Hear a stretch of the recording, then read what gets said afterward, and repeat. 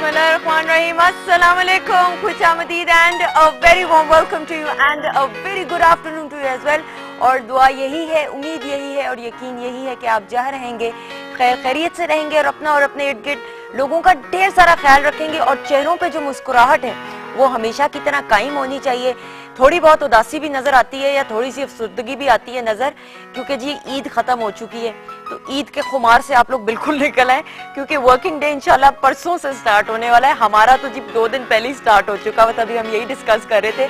लेकिन जाहिर बात है आपके लिए full of life entertainment infotainment अगर मैं कहूँ ट्रांसमिशन लेके आनी होती है तो काम करना जरूरी है, तो कुछ नहीं होता, थोड़ा काम कर ले। अच्छा जी, आप हमें फेसबुक पे ज्वाइन कर सकते हैं घर की बात के फैन पेज के ऊपर। आप हमें कॉल भी कर सकते हैं 0519257448 इज द नंबर। उसके अलावा आप हमें एसएमएस कर सकते हैं 7886 पे, जीके भी टाइप करेंगे और आज के टॉपिक के हवाले से आप हमें एसएमएस करेंगे।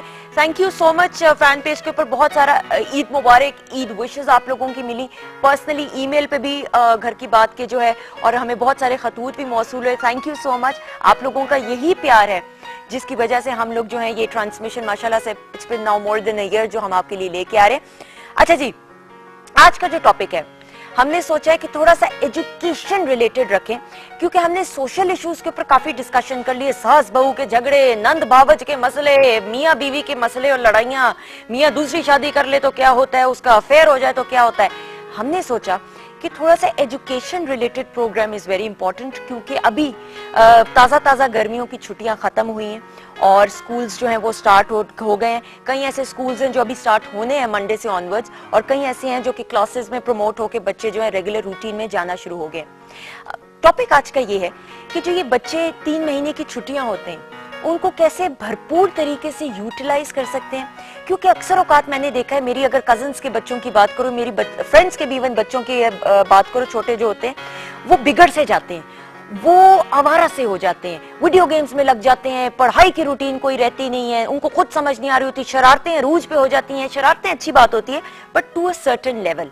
जब वो स्कूल की तरफ रूटीन पे वापस छुट्टियों के बाद जाना शुरू हो जाते हैं तो उनका एक जो तसलसल होता है, जो कंटिन्यूटी होती है, वो टूट सी जाती है। उस कंटिन्यूटी को कैसे बरकरार रखा जा सकता है, और उसके अलावा ये कि जो फीस स्ट्रक्चर होता है स्कूल्स का वो भी वक्त के साथ साथ देखने में आ रहा है कि अरूज पे जाता जा रहा है और माँ बाप जो हैं वो अफोर्ड नहीं कर पाते। इन तमाम चीजों को हम डिस्कस करेंगे। हमारे साथ टीचर्स भी मौजूद हैं, we got psychologist as well. उसके अलावा हम ये सारी चीजें आपके पर्सनल एक्सपीरियंसेस भी आपके साथ शेयर करेंगे, आप चाहते हैं तो कर सकते हैं। 0519257448 इज नंबर। आप हमें कॉल इन करेंगे, एक ब्रेक लेंगे, ब्रेक के बाद मजीद बहुत सारी बातें जानेंगे। टॉपिक आपने सुन लिया है, टॉपिक के हवाले से आप हमें कांटेक्ट करें और दिल खोल के बात करें। मैं चाहती हूँ कि इस मसले के ऊपर जरा हम डिटेल में डिस्कशन करें ताकि बच्चों की जो रूटीन है वो दोबारा से सही तरीके से आ सके। Stay tuned.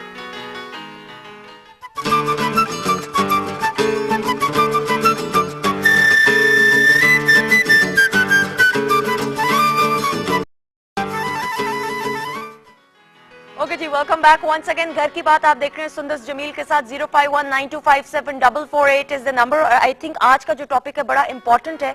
बच्चों की एजुकेशन के हवाले से हम बात कर रहे हैं कि जी ये जो समर वेकेशंस आती हैं उसमें बच्चों का तसलसल टूट सा जाता है, क्योंकि बच्चे पढ़ाई की तरफ कम और वीडियो गेम्स की तरफ ज्यादा लग जाते हैं और उनको समझ नहीं आती है कि जब स्कूल वापस जाना शुरू होते हैं तो रेगुलर रूटीन में आने के लिए इतना टाइम लग जाता है कि उनके ग्रेड्स अफेक्ट होते हैं। एक दूसरी चीज जो मैं इंट्रोडक्शन में बल्कि भूल गई थी बताना, मैंने कहा एक और चीज है वो हम डिस्कस करेंगे कि आपने आए दिन देखा होगा, मुझे याद पड़ता है मुझे जब कराना था प्ले ग्रुप के अंदर, नर्सरी के अंदर कराना था, तो आई वाज 4 years old जब मेरे अम्मा अब्बा ने मुझे लॉ ग्रामर में कराया था।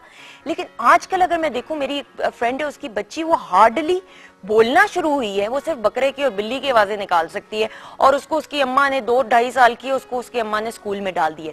अब ये जो नया ट्रेंड शुरू है कि बच्चा बोल नहीं सकता और उसको आप स्कूल में डाल दो, क्या बच्चों को फायदा होता है इतनी अर्ली एज में स्कूल जाने का कि नहीं, ये भी आज हम जानेंगे। Without any further delay guest का तारुफ कराची चलूं। Starting from my left, Mavish Javed साहिबा, बहुत प्यारी टीचर हैं, 1 क्लास की हैं आप? जी बिल्कुल 1 क्लास। कैसी हैं आप? ठीक हैं? बिल्कुल ठीक ठाक। इनके साथ तशरीफ रखते हैं बहुत ही लीनियंट फादर, मुझे तो लगता है ये हैं, शहजाद अहमद रियाज साहब। अस्सलाम वालेकुम। वालेकुम अस्सलाम। कैसे हैं आप? ठीक हैं? शहजाद साहब के 3 बच्चे माशाल्लाह से, और कितने बेटे कितनी बेटी हैं? 2 बेटियां 1 बेटा। 1 बेटा। ओके जी। रुबाब अफसल साहिबा जो कि साइकोलॉजिस्ट हैं। अस्सलाम वालेकुम रुबाब। वालेकुम सलाम। कैसी हैं? ठीक जी ठीक ठाक। आप कैसे? थोड़ा ऊंचा बोलें। जी ठीक ठाक। आप कैसी हैं? बिल्कुल ठीक।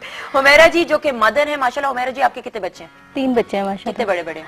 एक 9th में है, एक 7th में है और एक 2 में है। अच्छा माशाल्लाह, आप अगर 2 वाली भी कह देती तो मैं मान लेती। सब यही कहते अच्छा जी, नरगिस जी हैं, शी इज अ टीचर, माशाल्लाह से ओ लेवल्स को पढ़ाती हैं। अस्सलाम वालेकुम। Thank you so much for coming in. इनके साथ तशरीफ रखती जी on my right Hafza Ahmad, माशाल्लाह अगेन कॉम प्राइड ऑफ पाकिस्तान, क्योंकि मुझे लाइक बच्चों को देखने का और मिलने का इतना ज्यादा शौक है। हाई अचीवर हैं जी, 3rd पोजीशन इन्होंने ली थी प्री मेड के अंदर माशाल्लाह से। अस्सलाम वालेकुम। वालेकुम अस्सलाम। हफ्जा बहुत बहुत मुबारक हो। Thank you so much. कैसी हो, ठीक हो? अल्हम्दुलिल्लाह। हफ्जा आप ही से स्टार्ट ऑफ करते हैं, मुझे ये बताओ लाइक कैसे बनते हैं? लाइक बनने का कोई फॉर्मूला होता है? नहीं, फॉर्मूला नहीं होता, लेकिन यही है कि आप मेहनत करो, पढ़ो, दिल लगाकर पढ़ो। मतलब जैसे उसे स्ट्रेस या बर्डन कंसिडर किया जाता है, अगर वो करो तो मतलब जब तक आप पढ़ाई को एंजॉय नहीं कर सकते, आई डोंट थिंक कि आप अच्छे ग्रेड्स भी ले सकते हो और डिजर्व करते हो। If you really start enjoying it, तो फिर वाकई में आपको अच्छा भी लगता है, पढ़ना अच्छा लगता है और मार्क्स भी फिर अच्छे ही आते हैं। अच्छा, बचपन से ही तुम हाई अचीवर थी? बचपन से ही तुम टॉप करती थी या एकदम से जो जोश चढ़ा के यार बचपन में मैं नालायक थी अब मैंने हाई अचीवर बनना? इनफैक्ट मेरे फादर टीचर हैं। Okay. और मेरे घर में मेरी मम्मा भी जब मैं छोटी थी तो वो पढ़ती थी और मेरी फुप्पोएं भी साथ होती थी। तो मेरे बचपन में काफी बच्चों पढ़ने वाला माहौल था। तो मामा भी बताती है कि मुझे शुरू से डिक्शनरी से कुछ वर्ड्स याद करने का शौक था, मतलब मुझे बुक्स में इंटरेस्ट था। ठीक है। तो उसके साथ ये था कि मैं आगे जाकर भी बहुत जल्दी खुद पढ़ना शुरू हो गई थी। समर वेकेशंस में कुछ याद है कि क्या किया करती थी? अक्सर औकात तो बच्चियां जो हैं जिस तरह वो तो गुड़ियों के खेलना शुरू हो जाती हैं, गुड़ियों की शादियां कराना शुरू हो जाती, लड़के अपने वीडियो गेम्स में लग जाते हैं, आउटडोर एक्टिविटीज में। तुम्हें याद है तुम क्या करती थी? इनफैक्ट मैं काफी मतलब मुझे लड़कियों के गेम्स में ज्यादा इंटरेस्ट नहीं था, मैं क्रिकेट वगैरह ज्यादा शौक से खेलती थी।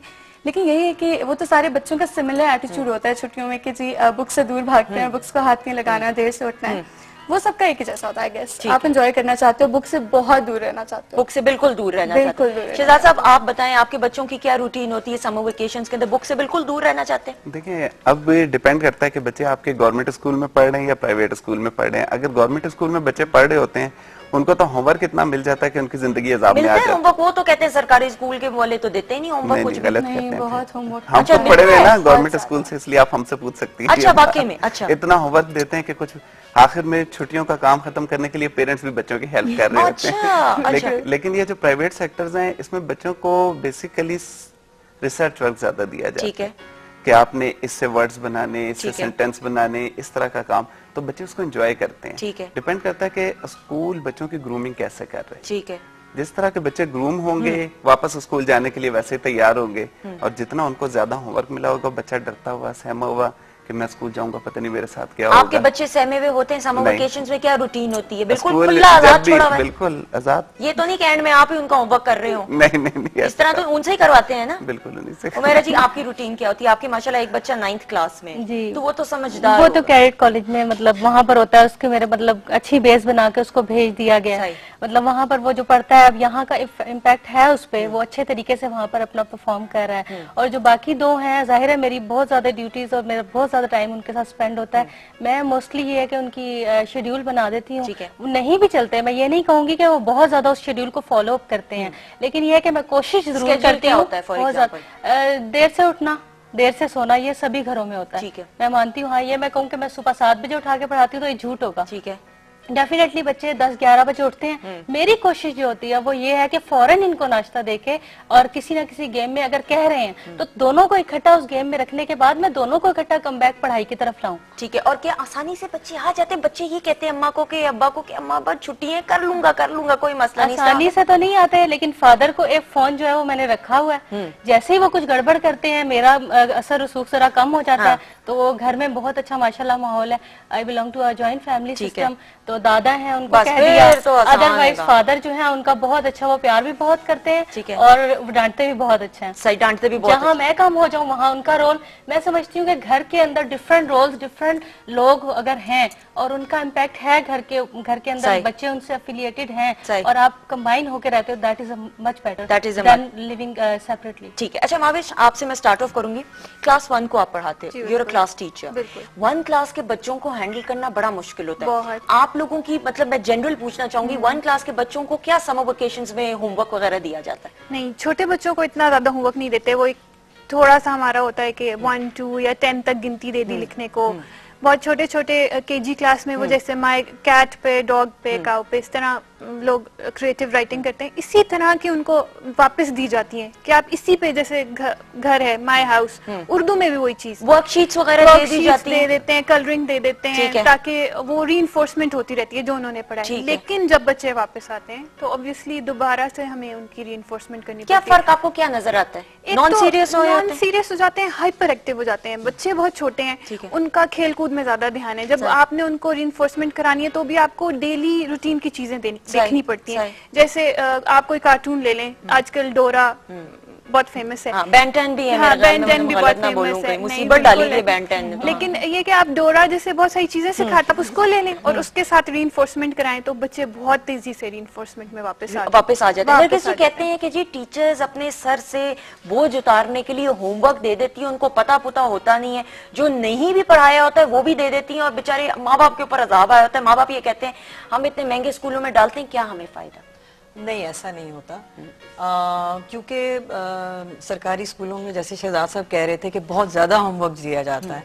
प्राइवेट स्कूलों में ये है कि होमवर्क रूटीन में उस तरह से नहीं दिया जाता कि बच्चा बेचारा सर पकड़ के बैठा रहे और वो काम ही में लगा रहे और कुछ और ना कर पाए। हमारे यहाँ ये होता है कि हम काम देते जरूर हैं, लेकिन कोशिश ये करते हैं कि वो इंटरेस्टिंग हो, क्रिएटिव हो, बच्चा उसको इंटरेस्ट लेके करे। आपको पता है कि आजकल छोटी से छोटी एज का बच्चा भी और बड़ा भी नेट पे या कंप्यूटर जरूर यूज करता है। तो इस तरह की क्रिएटिव किस्म की सर्च जिसमें इन्वॉल्व हो एक्टिविटीज दी जाती हैं, और ऐसा नहीं है कि इतना काम दिया जाता है। आज का बच्चा तो काम मेरा नहीं ख्याल कि वो इजीली करता है। सुन लेते हैं बच्चे, माँ बाप की नहीं सुनते तो टीचर की क्या सुन लेते हैं आसानी से? नहीं सुनते हैं। मैं आपको बताऊं, आज का बच्चा पहले जमाने के बच्चों से बहुत स्मार्ट है, बहुत ज़हीन है, बहुत एक्टिव है। उसको पता है कि मैंने ग्रेड्स, लेकिन बन नहीं रहे कुछ भी। रिजल्ट हफ्जा जैसी बहुत कम है जो कि आ रही है नजर, ये भी तो मसला है। वही होता है कि हमने उनको स्ट्रीमलाइन कैसे करना है, उनका इंटरेस्ट कैसे डेवलप करना है, being a teacher, being a mother. और ये इतना हसीन अल्लाह ताला ने कॉम्बिनेशन बनाया हुआ है टीचर और पेरेंट्स का, कि यही दोनों जब मिल जाते हैं ना, अगर हम सपोज होमवर्क देते हैं और उसको एक रूटीन के तहत, मैं कहती हूँ कि माँ घर पे बीइंग अ मदर हमें चाहिए कि हम एक इंसेंटिव दें कि बेटे ये काम करोगे तो ये कार्टून देखोगे, ये होमवर्क खत्म करोगे तो तुम्हें मैं खेलने दूंगी। सेम एज ए टीचर भी हम यही कहते हैं कि देखो अगर ये काम तुम नहीं करके आओगे तो तुम्हारा ये ग्रेड पे फर्क पड़ सकता है, तुम्हारी पोजीशन पे फर्क पड़ सकता है। तो बच्चे को समझाना पड़ता है। रुबाब मुझे बताएं, बच्चे को कितना समझाना पड़ता है, कितना टेक्निकली हैंडल करना पड़ता है कि उसकी साइकी ना खराब? एग्जैक्टली। छुट्टियों में बच्चे बहुत ज्यादा स्पॉइल ब्रैट बने हुए होते हैं, तो उनकी साइकी को इस तरह ठीक कर सकते हैं कि प्रॉपर मॉनिटरिंग की जाए बच्चों पे। ठीक है। और इसके लिए पेरेंट्स का रोल बहुत इंपॉर्टेंट है, क्योंकि स्टार्टिंग में तो ये होता है कि पेरेंट्स का रोल बहुत इंपॉर्टेंट है, स्टार्टिंग से लेके छुट्टियों तक। छुट्टियों के बाद फिर टीचर्स का रोल स्टार्ट होता है कि बच्चों को कैसे हैंडल करना है। तो उसके लिए कि बच्चों की प्रॉपर मॉनिटरिंग की जाए, और मॉनिटरिंग इस तरह नहीं कि आप सारा दिन बैठे हुए उनके सर पे, मतलब आप वीकली प्लान कर लें या वीक में 2 दिन प्लान कर लें कि उनकी मॉनिटरिंग करें। और पेरेंट्स का इस तरह से भी है कि उनका एटीट्यूड बहुत ज्यादा पॉजिटिव होना चाहिए बच्चों की तरफ, और उनके बिहेवियर में फ्लेक्सिबिलिटी होनी चाहिए कि वो बच्चों किस तरह से हैंडल कर रहे हैं। और जितना ज्यादा उनके अंदर फ्लेक्सिबिलिटी होगी, पॉजिटिव एटीट्यूड होगा। लेकिन बच्चे जिद्दी होते हैं ना, बच्चे मानते नहीं, बच्चे अड़ जाते हैं, चीखे मारना। मैं अभी लाहौर से होके आ रही हूँ ईद पे, परेशान होगी, मेरे हस्बैंड के फ्रेंड का जो बच्चा था वो चीखे मार मार के मैंने कार्टून देखना है, मैंने ये जूस पीना है। वो समझा रहे हैं बेटा नहीं है, ये वाला जूस अच्छा नहीं है आपकी तबीयत के लिए। वो चीखें जो उसने मारी, मतलब पूरा घर सर पे उठाया हुआ था उसने। तो थोड़ा सा बच्चों को अगर एक्सपीरियंस करने दिया जाए ना, फिर भी होता है कि बच्चे ठीक हो जाते हैं। बात तो ऐसा होता है कि पेरेंट्स भी एक बात पे अड़ जाते हैं, ये जूस जो आप जूस की बात कर रही थी, ये जूस नहीं पीना अच्छा नहीं होता है, तो वो बच्चे ज्यादा जिद करना शुरू कर देते हैं। अगर आप उनको दे देना तो खुद ही टेस्ट करेंगे, पता चल जाएगा ठीक नहीं है जूस, खुद ही छोड़ देंगे। लेकिन कहते हैं कि अगर बच्चे को एक दफा उसकी बात मान लो, फिर उसको आदत पड़ जाती है कि यार अगर माँ ने मेरी बात मान ली है, माँ ने मुझे मेरा पसंद वाला जूस दे दिया, तो कल को हर फरमाइश मेरे चीखने पे वो पूरी कर देगी। क्या ये बात सच है? नहीं, अगर बार बार आप बात माने ना तब ऐसा होता है। और दूसरा ये कि कभी बच्चों को ये नहीं शो करना चाहिए कि आपका मूड खराब है तब आप डांट रहे हैं, मूड अच्छा है तो आप नहीं मना कर रहे हैं उनको। मूड का इम्पैक्ट नहीं होना चाहिए। शहजाद साहब मुझे आप बताएं, आप अपने बच्चों की कितनी जिद मानते हैं? खासतौर पे बच्चे समर वेकेशन में बड़े खुले और आजाद फील करना शुरू हो जाते हैं कि अब्बा ये भी करना है वो भी। कितनी जिद्दें आप उनकी मानते हैं, फरमाइशें? तकरीबन 80% तो मानी। मुझे तो लगता है आप 108% ही मानते हैं। ये भी आप ऐसे ही कह रहे हैं, 20% टीवी पे हैं। बिल्कुल, क्योंकि बच्चे भी देख रहे होंगे। लेकिन आपकी बेगम नहीं मना करती? एक साइड तो कहीं ना कहीं भारी होती है। देखिए, एक साइड तो रखनी पड़ती है ना, क्योंकि अब एक फादर वापस आ रहा है ऑफिस से और बच्चों से डिमांड भी कर रहा है, फिर उसने अपनी सारे दिन की थकन भी एडजस्ट करनी है, बच्चों को देखना भी है, तो कोशिश उसकी यही होती है कि जो चीज मांग रहा है वो मैं उसको दे दूं। और अब जिस तरह वीकेंड्स आए हैं या कुछ और है, बच्चा कहीं जाना चाह रहा है और आप अपने मीन्स के अंदर मैनेज कर सकते हैं तो ले जाएं। कभी ऐसा हुआ कि आपने अपने किसी एक बच्चे की फरमाइश ना पूरी की और वो बहुत, जिस तरह होता है ना कि बिल्कुल आउट ऑफ द शेल जाके वो फरमाइश थी और वो आपने मना किया और फिर आगे से बच्चे का रिएक्शन बहुत ज्यादा चीखम पुकार और लड़ाई झगड़ा हुआ? ऐसा बिल्कुल कभी भी नहीं हुआ? मतलब डिपेंड करता है ना, वही तो मैं आपसे अर्ज ये की है कि बेसिक डिपेंड कर रहा है कि बच्चे की ग्रूमिंग कैसे हो रही है। ठीक है, इंस्टीट्यूट कैसे ग्रूमिंग कर रहे हैं, फैमिली में कैसे ग्रूमिंग हो रही है, फिर पेरेंट्स का एटीट्यूड बहुत डिपेंड करता है बच्चे के बिहेवियर। उमेरा जी, आपके बच्चे ने कभी फरमाइश की और कभी जिद की और आपने उसको डांटा और आगे से उसका रिएक्शन आया हो नजर? रिएक्शन आता है कि जी वॉशरूम में जाके बंद हो जाएंगे या इस तरह कुछ, तो उसके बाद ये कि मैं बुलाऊंगी, नरमी से उनको समझाऊंगी, ठीक है, प्यार से बता के उसके बाद उसकी डिमांड पूरी करके उसको कहूंगी अब मैंने तुम्हारी मानी, अब तुम मेरी मानो। सही, ठीक है, अगर तुम मेरी नहीं मान रहे हो तो ठीक है, फिर बंद, सब कुछ बंद, ये बुक्स ऑफ हो जाएंगी। ठीक है, हम कोई भी काम आपका नहीं सुनेंगे, मैं बोलना बंद कर देती हूँ, या इस तरीके से कि फादर से कंप्लेंट असर होता है इस काम का कि नहीं? उसका ये जाहिर है जितना मैंने उनसे आपस में उनकी अंडरस्टैंडिंग रखी हुई होता है, लेकिन बहुत छोटे बच्चे मेरे नहीं है। जब वो छोटे थे तो जाहिर है मुश्किल से असर होता था। उसमें ये होता था कि मैं खुद टाइम स्पेंड करती थी। जब वो छोटे थे उनके साथ बैठना है, जितनी देर उन्होंने पढ़ना है मैंने साथ उनके मतलब उनको टाइम देना है। अगर मैं अपनी डिफरेंट एक्टिविटीज में महव हो जाऊंगी तो बच्चे जिस तरह से फौरन कहते हैं अच्छा माँ तो उधर है, मतलब फौरी तौर पे उनको छोड़ना नहीं चाहिए। हर काम में उनको छोड़ दें और कहें ये खुद कर लेंगे, ये नहीं है। पेरेंट्स को चाहिए उनके साथ टाइम स्पेंड। रुबाब, सोशल जो बॉयकॉट करने की जो ये पॉलिसी बच्चे की साइकी पे कितना नेगेटिव असर पड़ सकता है या कितना ज्यादा वो ग्रूम हो सकता है पॉजिटिव सेंस में? पनिशमेंट्स की डिफरेंट टाइप्स होती हैं। कुछ पनिशमेंट ऐसी होती हैं जो कि बच्चों की ग्रूमिंग के लिए अच्छी होती हैं, कुछ उनको बहुत ज्यादा नुकसान पहुंचाती हैं। ठीक है। पनिशमेंट के कुछ रूल्स होते हैं। ठीक है। कि आपने उसमें देखना होता है कि एक तो ये कि जो बच्चे ने गलत काम किया है और आप जो पनिशमेंट दे रहे हैं उसके बीच में टाइम कम होना चाहिए। ठीक है। यानी कि बच्चे ने काम कोई गलत किया, आप अगले दिन जाके उसको पनिशमेंट दे रहे हैं। इसके अलावा आपका मूड, दोबारा मैं कहूंगी कि कभी ऐसा होता है कि पेरेंट्स का मूड खराब होता है, आपस में लड़े हुए होते हैं किसी बात तो पे, उस वजह से बच्चे पे तो वो गुस्सा निकाल बच्चे को देते ज्यादा पनिश कर देते हैं। अच्छा, अक्सर औकात ये होता है कि मैंने पेरेंट्स को ब्रेक लेनी है कि नहीं, मुझे जल्दी से बता दें। ब्रेक भी लेनी है, ब्रेक के बाद ये बात करेंगे कि अक्सर पेरेंट्स को ये भी देखा है खासतौर पे कि बच्चों को अगर होमवर्क नहीं कर रहे होते तो कमरों के अंदर बंद कर देते हैं कि अंधेरे कमरे में बंद कर देंगे। इस पे बच्चे की नेगेटिव कितनी साइकी पे असर पड़ता है? ब्रेक लेंगे, ब्रेक के बाद मजीद बातें करेंगे। आप कॉल इन कर सकते हैं, बहुत सारी हम बातें करेंगे आज के टॉपिक से related. 05192574448 is the number. See you after the break.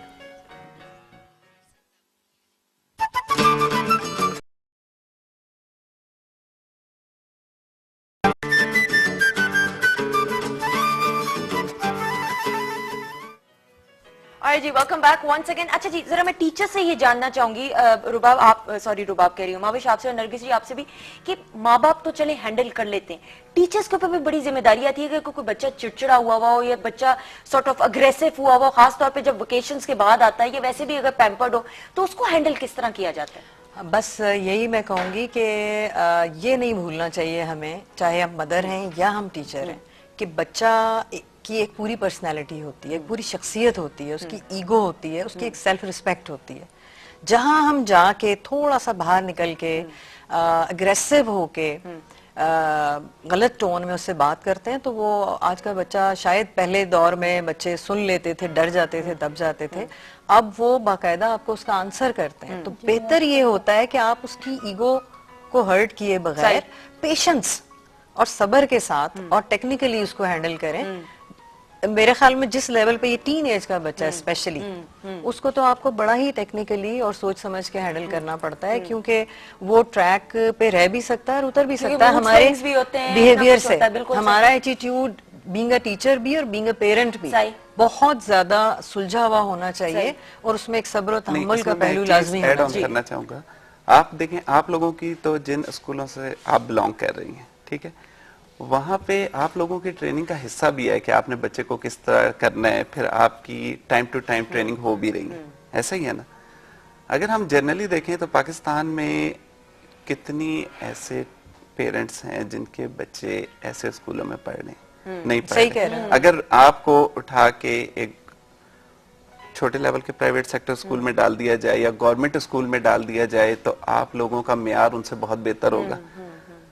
हम लोग बेसिकली बिहेवियर का भी फर्क होगा। एग्जैक्टली फर्क होगा। बेसिकली हम अपने बच्चों को एजुकेशनल इंस्टीट्यूट्स में भेजते हैं ट्रेनिंग के लिए, के ट्रेन हो, बच्चे में सेल्फ कॉन्फिडेंस आए, ग्रूमिंग हो उनकी। एग्जैक्टली। लेकिन जो चीज नोट की जा रही है आजकल, मतलब मैं जनरल स्कूलों के बारे में कह रहा हूँ, किसी इस तरह नहीं कह रहा कि किसी एक स्कूल के बारे में, कि वो कमर्शियल ज्यादा हो गए, कि मतलब अगर कोई सैलरीड पर्सन के बच्चे पढ़ रहे हैं किसी स्कूल में, ठीक है, तो वो कोई रिटेंशन या बच्चों को रोकने के लिए कोई उनका प्रोग्राम नहीं है। हर साल उन्होंने फीस स्ट्रक्चर बढ़ाने हैं, और वो जब उसके बारे में उनसे बात की जाती है, जब मैनेजमेंट, स्कूल की मैनेजमेंट से बात की जाती है, आप देखें जी हमारे स्कूलों के रेंट भी बढ़ रहे हैं, ये हमें भी और ट्यूशन फी भी होती है। अच्छा, ये मैं इस पे भी ऐड इन करना चाहूंगी, मुझे बताएं ये गलत है या सही कि एनुअल फीस भी ले लेते हैं, वो भी कुछ हिसाब किताब होता है इन एडवांस, वो क्या होता है, रिफंडेबल भी नहीं होती? शुरू में जो स्टार्टिंग है, बच्चा एडमिट होता है तो सिक्योरिटी फी वगैरह ली जाती है जो रिफंडेबल होती है, बाद में तो दे दी जाती है। बाकी तो जो रूटीन में पर मंथ फी है वही चलती है।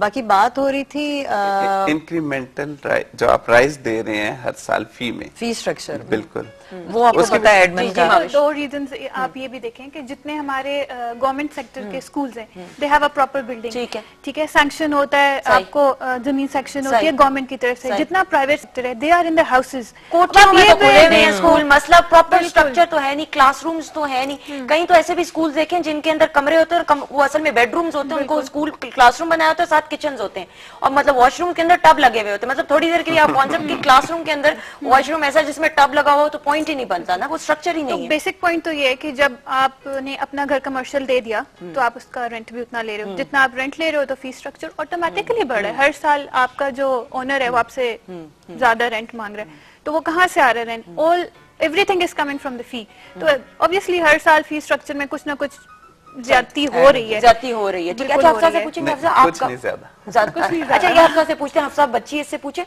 हफ्सा मुझे बता, आप गवर्नमेंट स्कूल से बचपन से पढ़े हो? मैंने सेमी मॉडल से पढ़ा था 1 to 10, और इसके बाद मैंने मॉडल कॉलेज से पढ़ा। ठीक है, अच्छा आपको कितना फर्क एजुकेशन के मेयार पे लगता है? माशाल्लाह से आपने पोजीशन भी ले ली है, आपके साथ प्राइवेट भी कैंडिडेट्स थे स्कूल के, आई एम श्योर होंगे जो कम्पीट करते। कितना आपको लगता है जब आप इंटरेक्शन करती होगी बाहर के बच्चों के साथ, कितना आपको फर्क लगता है? वेल आई गेस उनमें ज्यादा कॉन्फिडेंस का फर्क होता है कि अगर देखा जाए गवर्नमेंट और प्राइवेट सेक्टर के स्कूल्स और कॉलेजेस को कंपेयर किया जाए तो मेरा नहीं ख्याल कि एजुकेशन में दो लेवल डिफरेंट होता है, थोड़ा प्रोसीजर भी डिफरेंट होता होगा, लेकिन ग्रूमिंग में थोड़ा फर्क होता है। मतलब यहाँ पे भी कॉम्पिटिशन्स होते हैं, बच्चे पार्ट लेते हैं, जिस बच्चे का इंटरनली कॉन्फिडेंस होता है वो अपने आप को एक्सप्रेस करता है, उसे आई डोंट थिंक ये चीज मैटर करती है कि वो गवर्नमेंट में पढ़ा है या प्राइवेट में पढ़ा है। लेकिन इसके बावजूद प्राइवेट में इस हवाले से आपको ज्यादा चांसेस मिलते हैं, गवर्नमेंट में नहीं मिलते। लेकिन जिस जो पर्पस है एजुकेशन इंस्टीट्यूशन का कि आप बच्चे को ग्रूम कर रहे हैं, टेलिंग कि क्या गलत है क्या सही है, तो वो बिल्कुल होता है। आपको टीचर्स बहुत अच्छा गाइड करते हैं और टीचर से आपका एक अपना रिलेशन बन जाता है। तो मेरा नहीं ख्याल कि मुझे कभी ये चीज अंदर पिंच की हो कि मैंने गवर्नमेंट से क्यों पढ़ा, क्योंकि आई एम प्राउड ऑफ। बिल्कुल सही, एंड यू आर माशाल्लाह से कॉन्फिडेंट, और कॉन्फिडेंस ही होता है जो आजकल आपको एक्सेप्ट, और आपने हाई अचीवर हो, तुम तो शोखी भी मार सकती हो, मारो मेरे सामने, क्योंकि मैं हाई अचीवर नहीं और तुम। अच्छा मुझे बताओ रबा कि आप माविश बताओ कि कितना जरूरी है बच्चे की सक्सेस के लिए, जिस आपने पोजीशन ली है, कि माँ बाप की सपोर्ट भी हो और टीचर्स की भी। आप क्या समझते हो कि आपकी पोजीशन की भी, सच सच बताना, माँ बाप का ज्यादा इंपॉर्टेंट किरदार है या टीचर्स का ज्यादा है? देखिए दोनों का होता है। ऑब्वियसली जो टीचर्स से आपके अपॉर्चुनिटी प्रोवाइड करते हैं वो आपके पेरेंट्स करते हैं। आपने असल घर में पढ़ना है, टीचर्स आपको गाइडलाइन प्रोवाइड कर रहे हैं, आपने उसको जो अप्लाई करना है, इम्प्लीफाई करना है, अपने घर में करना है, तो बहुत जरूरी है। मेरे पेरेंट्स ने मुझे बहुत सपोर्ट किया, उन्होंने मुझे एक प्रॉपर एटमोस्फेयर दिया। एटमोस्फेयर मतलब मेरे पेपर्स हो रहे हैं तो घर में टेलीविजन नहीं चल रहा है, मेरे बहन भाई उन पे काफी कर्फ्यू लगा हुआ है, they have to sit silently, और मतलब तो उनके जानी दुश्मन बन गई होगी। बिल्कुल होता था इस तरह, वो बन गए होंगे। हाँ वो बन गए होंगे। हमारे पे कर्फ्यू लगा, लेकिन मतलब पूरा एटमोस्फेयर प्रोवाइड किया। उस वक्त जैसे टेंशन्स होती हैं, राइज कर जाती है, एंग्जाइटी होती है पेपर्स में, तो उसमें तसल्लियां दे रहे हैं आपको गाइड कर रहे हैं कि नहीं इंशाल्लाह अच्छा होगा। बहुत जरूरी होता है, हर किसी का अपना रोल होता है। और खाने पीने का भी खास ख्याल रख रहे होंगे, सुबह दूध पिलाना है, साथ में जी बादाम खिलाने, अंडे खिलाने, दिमाग तेज होगा बच्ची का, which is very important. So healthy environment is very important. अच्छा रुबाब, जिस तरह इससे हफ्सा ने बात की, कितना जरूरी होता है कि बच्चों के लिए, छोटे बच्चे हों या ग्रोइंग एज में टीनेजर्स भी हों, कि माँ बाप और टीचर्स एक प्रॉपर एनवायरनमेंट प्रोवाइड करें, अगेन एक हेल्दी एनवायरनमेंट हो कि बच्चे की जो साइकी है उस पर पॉजिटिव असरात हो सके। पेरेंट्स का रोल तो बहुत ही इंपॉर्टेंट है, क्योंकि पेरेंट्स, इन्होंने जैसे बताया कि भी जब पेपर्स हो रहे हैं तो टीवी बंद है और बाहर की एक्टिविटीज कम हो रही है। बासों में नहीं भी देखा पेरेंट्स ये करते हैं कि किसी जैसे खाला के घर जाना है, पुप्पू के घर जाना है, पेपर होने बच्चों के साथ बुक्स लेके जा रहे हैं बच्चे और जी वहाँ पे पढ़ लेना, तो इससे भी बहुत नेगेटिव इम्पैक्ट पड़ता है बच्चों पे। तो पेरेंट्स का रोल भी तो है इम्पोर्टेंट, लेकिन टीचर्स का रोल बहुत ज्यादा इम्पोर्टेंट टीचर्स का ज्यादा, क्योंकि आजकल बच्चे मैंने देखा कहते हैं कि भी अम्मी आप गलत कह रही हैं, टीचर ने जो कहा है वो सही कहा है। टीचर ने जो कहा है वो सही कहा है, सही सही। अच्छा मुझे ये बताएं, हंस रही है नरगिस जी, टीचर है ना इसलिए हंसी है, टीचर्स ने हंसना है, माँ बाप बैठे हुए। अच्छा मुझे बताएं टीचर्स पे, ये मैं खुला ये मैं बात कर रही हूँ क्योंकि टीचर्स भी डिफेंड कर सकते हैं, पेरेंट्स भी बता सकते हैं। टीचर्स पे ये इल्जाम आता है कि जी स्कूलों के अंदर क्लासरूम्स में ज्यादा दिल लगा के पढ़ाते नहीं है, ताकि बच्चे जो है एक्स्ट्रा ट्यूशंस मांगे और फिर ट्यूशंस के जरिए टीचर्स जो है पैसे बनाने का इसको जरिया बना लेते। एकेडमीज खोली हुई है ओ लेवल्स के, खासतौर पर अगर नवीर मैं बात करूं, आप उर्दू पढ़ाती हैं माशाल्लाह से, अगेन उर्दू के लिए भी बहुत सारी ट्यूशंस दरकार होती हैं, इजी उर्दू होती है, then there is difficult Urdu as well O levels के अंदर। तो ये टीचर्स के ऊपर आता है कि जान के वो अच्छा नहीं पढ़ाते ताकि उनके पास ट्यूशन के लिए। मैं तो डेफिनेटली यही कहूंगी कि ये गलत इल्जाम है। हर टीचर अच्छा पढ़ा रहा होता है, और मैं ये बड़े यकीन के साथ कह सकती हूँ कि अगर बच्चा पूरी कंसंट्रेशन के साथ अपना जो नेचुरल अल्लाह ने उसको एबिलिटीज दी हुई हैं वो इस्तेमाल करके क्लास में पढ़े, तो उसको किसी ट्यूशन की, किसी एकेडमी की जरूरत ही नहीं। लेकिन टीचर अब देखें टीचर्स एकेडमी में भी वही हैं, लेकिन वो तो है, लेकिन ट्यूशन सेंटर में वही टीचर्स नहीं, ये गलत इल्जाम है। पढ़ाते हैं, लेकिन वही बात है कि बच्चा कहीं ना कहीं अपने जहन में ये चीज बिठा लेता है कि खैर है, पेरेंट्स हमें एकेडमी तो भेज ही देंगे, तो यहाँ पढ़े, यहाँ हल्ला गुला करो, एंजॉय करो, और बाद में एकेडमी में आपकी क्लास के अंदर किस तरीके का रिस्पांस होता है? उर्दू को यूजुअली अनफॉर्चुनेटली इतना सीरियस नहीं लेते, बिल्कुल सही, ये तो एक्स्ट्रा सब्जेक्ट है, कोई फर्क नहीं पड़ता। बदकिस्मती से मुझे खुद भी ये फील होता है कि हमारी कौमी जबान है, और जितने मोहब्बत से और जितने इंटरेस्ट से हमारे बच्चों को पढ़ना चाहिए उसमें काफी हद तक मसला है, आप सब एग्री करेंगे।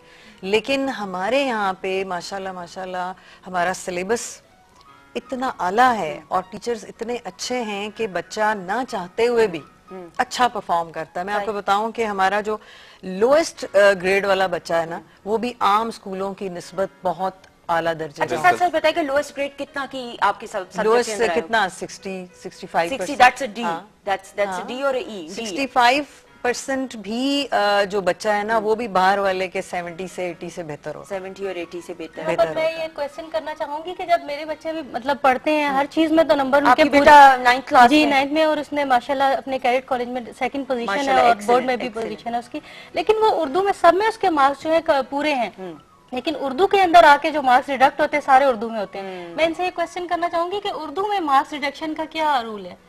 देखें बेसिकली ये है कि चाहे हम जितना भी कहें जबान हमारी अपनी है, बट थोड़ी सी टेक्निकली वो वही मैं कह रही थी, जबान तो हमारी अपनी है, मार्क्स अब सबसे इंग्लिश कम के अल्फाबेट्स हैं, उनको ज्वाइन करना बच्चे के लिए मुश्किल नहीं है, लेकिन उर्दू को ज्वाइन राइटिंग में लेके आना आप सब एग्री करेंगे कि बच्चे के लिए काफी मुश्किल होता है। लेकिन बड़े उम्र फिर के उसका बच्चे जो के लिए तो- क्राइटेरिया मैं आपको बताऊं मार्क्स रिडक्शन का जो है वो भी लैंग्वेज है, और लैंग्वेज में 10 जगहों पे मार्क्स कटते हैं।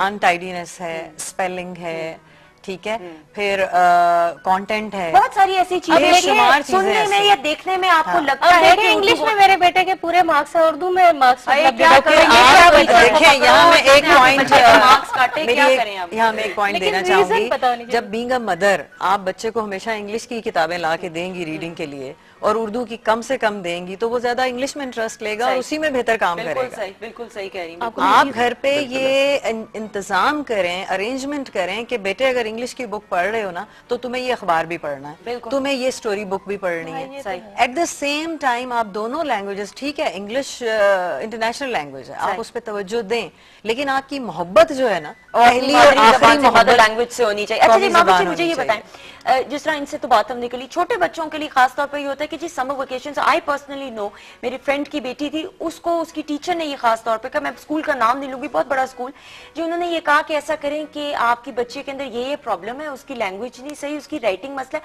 आप मेरे पास ट्यूशन में ले, ये 3 महीने के अंदर मैं आपके बच्चे को परफेक्ट करके भेज दूंगी। आपके ख्याल में आप मुझे बताइएगा कि कितना ये इंपॉर्टेंट होता है कि समर वेकेशन में अगर आपकी क्लास टीचर ही आपको पढ़ा रही है, देन व्हाट्स द पॉइंट कि आप स्कूल उस बच्चे को भेज रहे हो, वही टीचर उधर भी पढ़ा रही है? नहीं, मेरा अपना जाती ख्याल तो ये है कि जितना छोटा बच्चा है वो उतना ज्यादा अपनी माँ से सीख सकता है। अब आप ये देखें कि अगर किसी टीचर ने, अव्वल तो ये बात ही गलत है कि आप कहें कि जी मेरे पास ट्यूशन के लिए भेज दें। बहुत आसान सी बात है, आप किचन में खड़े हुए हैं, आप रोटी पका रहे हैं, बहुत ही आसान बात है। आपका बच्चा साथ खड़ा है तो आप उसको इवन काउंटिंग भी सिखा सकते हैं, कितने पेड़े ट्रे में पड़े, he can count, she can count, ठीक है। या वहाँ खड़े आप उनसे कलर्स, किचन में बहुत कलर्स होते हैं, पूरा किचन कलरफुल होता है, आप उसको कहीं से भी खड़े खड़े कह देंगे मुझे यहाँ से 5 रेड कलर की चीजें ढूंढ के बता दो। Education starts from your home, ठीक है। आप बच्चे को घर में सिखाएं। आपके पास कभी ऐसे पेरेंट्स आए जो कि सुस्त होते हैं ना कि यार माँ भी बिजी है, बाप भी बिजी है, तो आपको कहें कि यार आप पढ़ा दें मावी जी, हम आपको ट्रिपल फीस दे देंगे ताकि हमारे सर से जिम्मेदारी खत्म हो जाए। नहीं, आते हैं, लेकिन उसमें नुकसान ही है कि वो बच्चों को भेज भी देंगे आपके पास, फिर उनकी क्या होगी कि अगर क्रिएटिव राइटिंग है तो आप ऐसा करें, आप इनको लिखवा दें। क्रिएटिव राइटिंग अगर मैं करके दूंगी बच्चे को तो बच्चा क्या कर रहा है, कुछ नहीं कर रहा। एक तरह से आप अपने बच्चे के साथ जुल्म कर रहे हैं कि आप उसको कह रहे हैं अच्छा ठीक है ट्यूशन टीचर के पास चले जाओ, वो तुम्हें लिखवा देगी। यहाँ पर आपने बच्चे को ये रोक दिया कि तुम अपना दिमाग मत इस्तेमाल करो, दिमाग मत इस्तेमाल करो। आप अपने बच्चे को कहें तुम लिखो, जो लिख सकते हो लिखो, हम बाद में उसको करेक्ट कर देंगे। पेरेंट्स भी इसी काम के लिए, टीचर्स भी, हम स्कूल में भी यही करते हैं कि हम बच्चे को कहते हैं आप क्रिएटिव राइटिंग करें, बोर्ड्स होते हैं व्हाइट बोर्ड्स पे आप करें। जब वो कर लेते हैं तो फिर हम उनके टेंसेस ठीक करते हैं, स्पेलिंग्स ठीक करते हैं, ये हमारा काम है। लेकिन अगर कोई हमें ये कहे जी पूरा क्रिएटिव राइटिंग का पैराग्राफ आप बोर्ड पे लिख जाए, तो फिर बच्चे ने तो कोई क्रिएटिव राइटिंग नहीं की, उसने कुछ सीखा नहीं, उसने सीखा तो नहीं, लर्निंग तो नहीं। जी मैं ये कहती हूँ कि पेरेंट्स सब बहुत ज्यादा रिलैक्स कर जाते हैं तब ट्यूशन सेंटर आबाद होते हैं। जब पेरेंट्स अपना काम, अब इन्होंने बहुत अच्छी बात कही कि एक किचन में काम करते हुए हम बच्चे को सिखा रहे होते हैं, लेकिन अब किचन में काम करते हुए आप कहें बच्चे को बेटे सही लिखना, बेटे अच्छा लिखना, that is not the matter. आप जाएं, जिस वक्त देखेंगे लिखाई का मामला, उसको सेंसिटिविटीली आप लेते हुए बच्चे के साथ बैठे, हाथ भी पकड़ना पड़े तो आप पकड़ें। अगर आप वो बेस 4-5 साल 2 साल अगर आप सेट कर देते हैं तो कोई वो मतलब मजायका नहीं है कि इस जैसे ये फिर तभी हो पाता है ना कि पेरेंट्स के पास टाइम हो इतना। पेरेंट्स के पास टाइम के साथ साथ दो चीजें, आजकल का पेरेंट इतना बिजी है कि वो इतना टाइम ही नहीं देता बच्चों को। फिर आप अगर आप अपनी जिंदगी आपने गुजारनी, then there is no need for you to have kids. बच्चों को टाइम देना पड़ता है।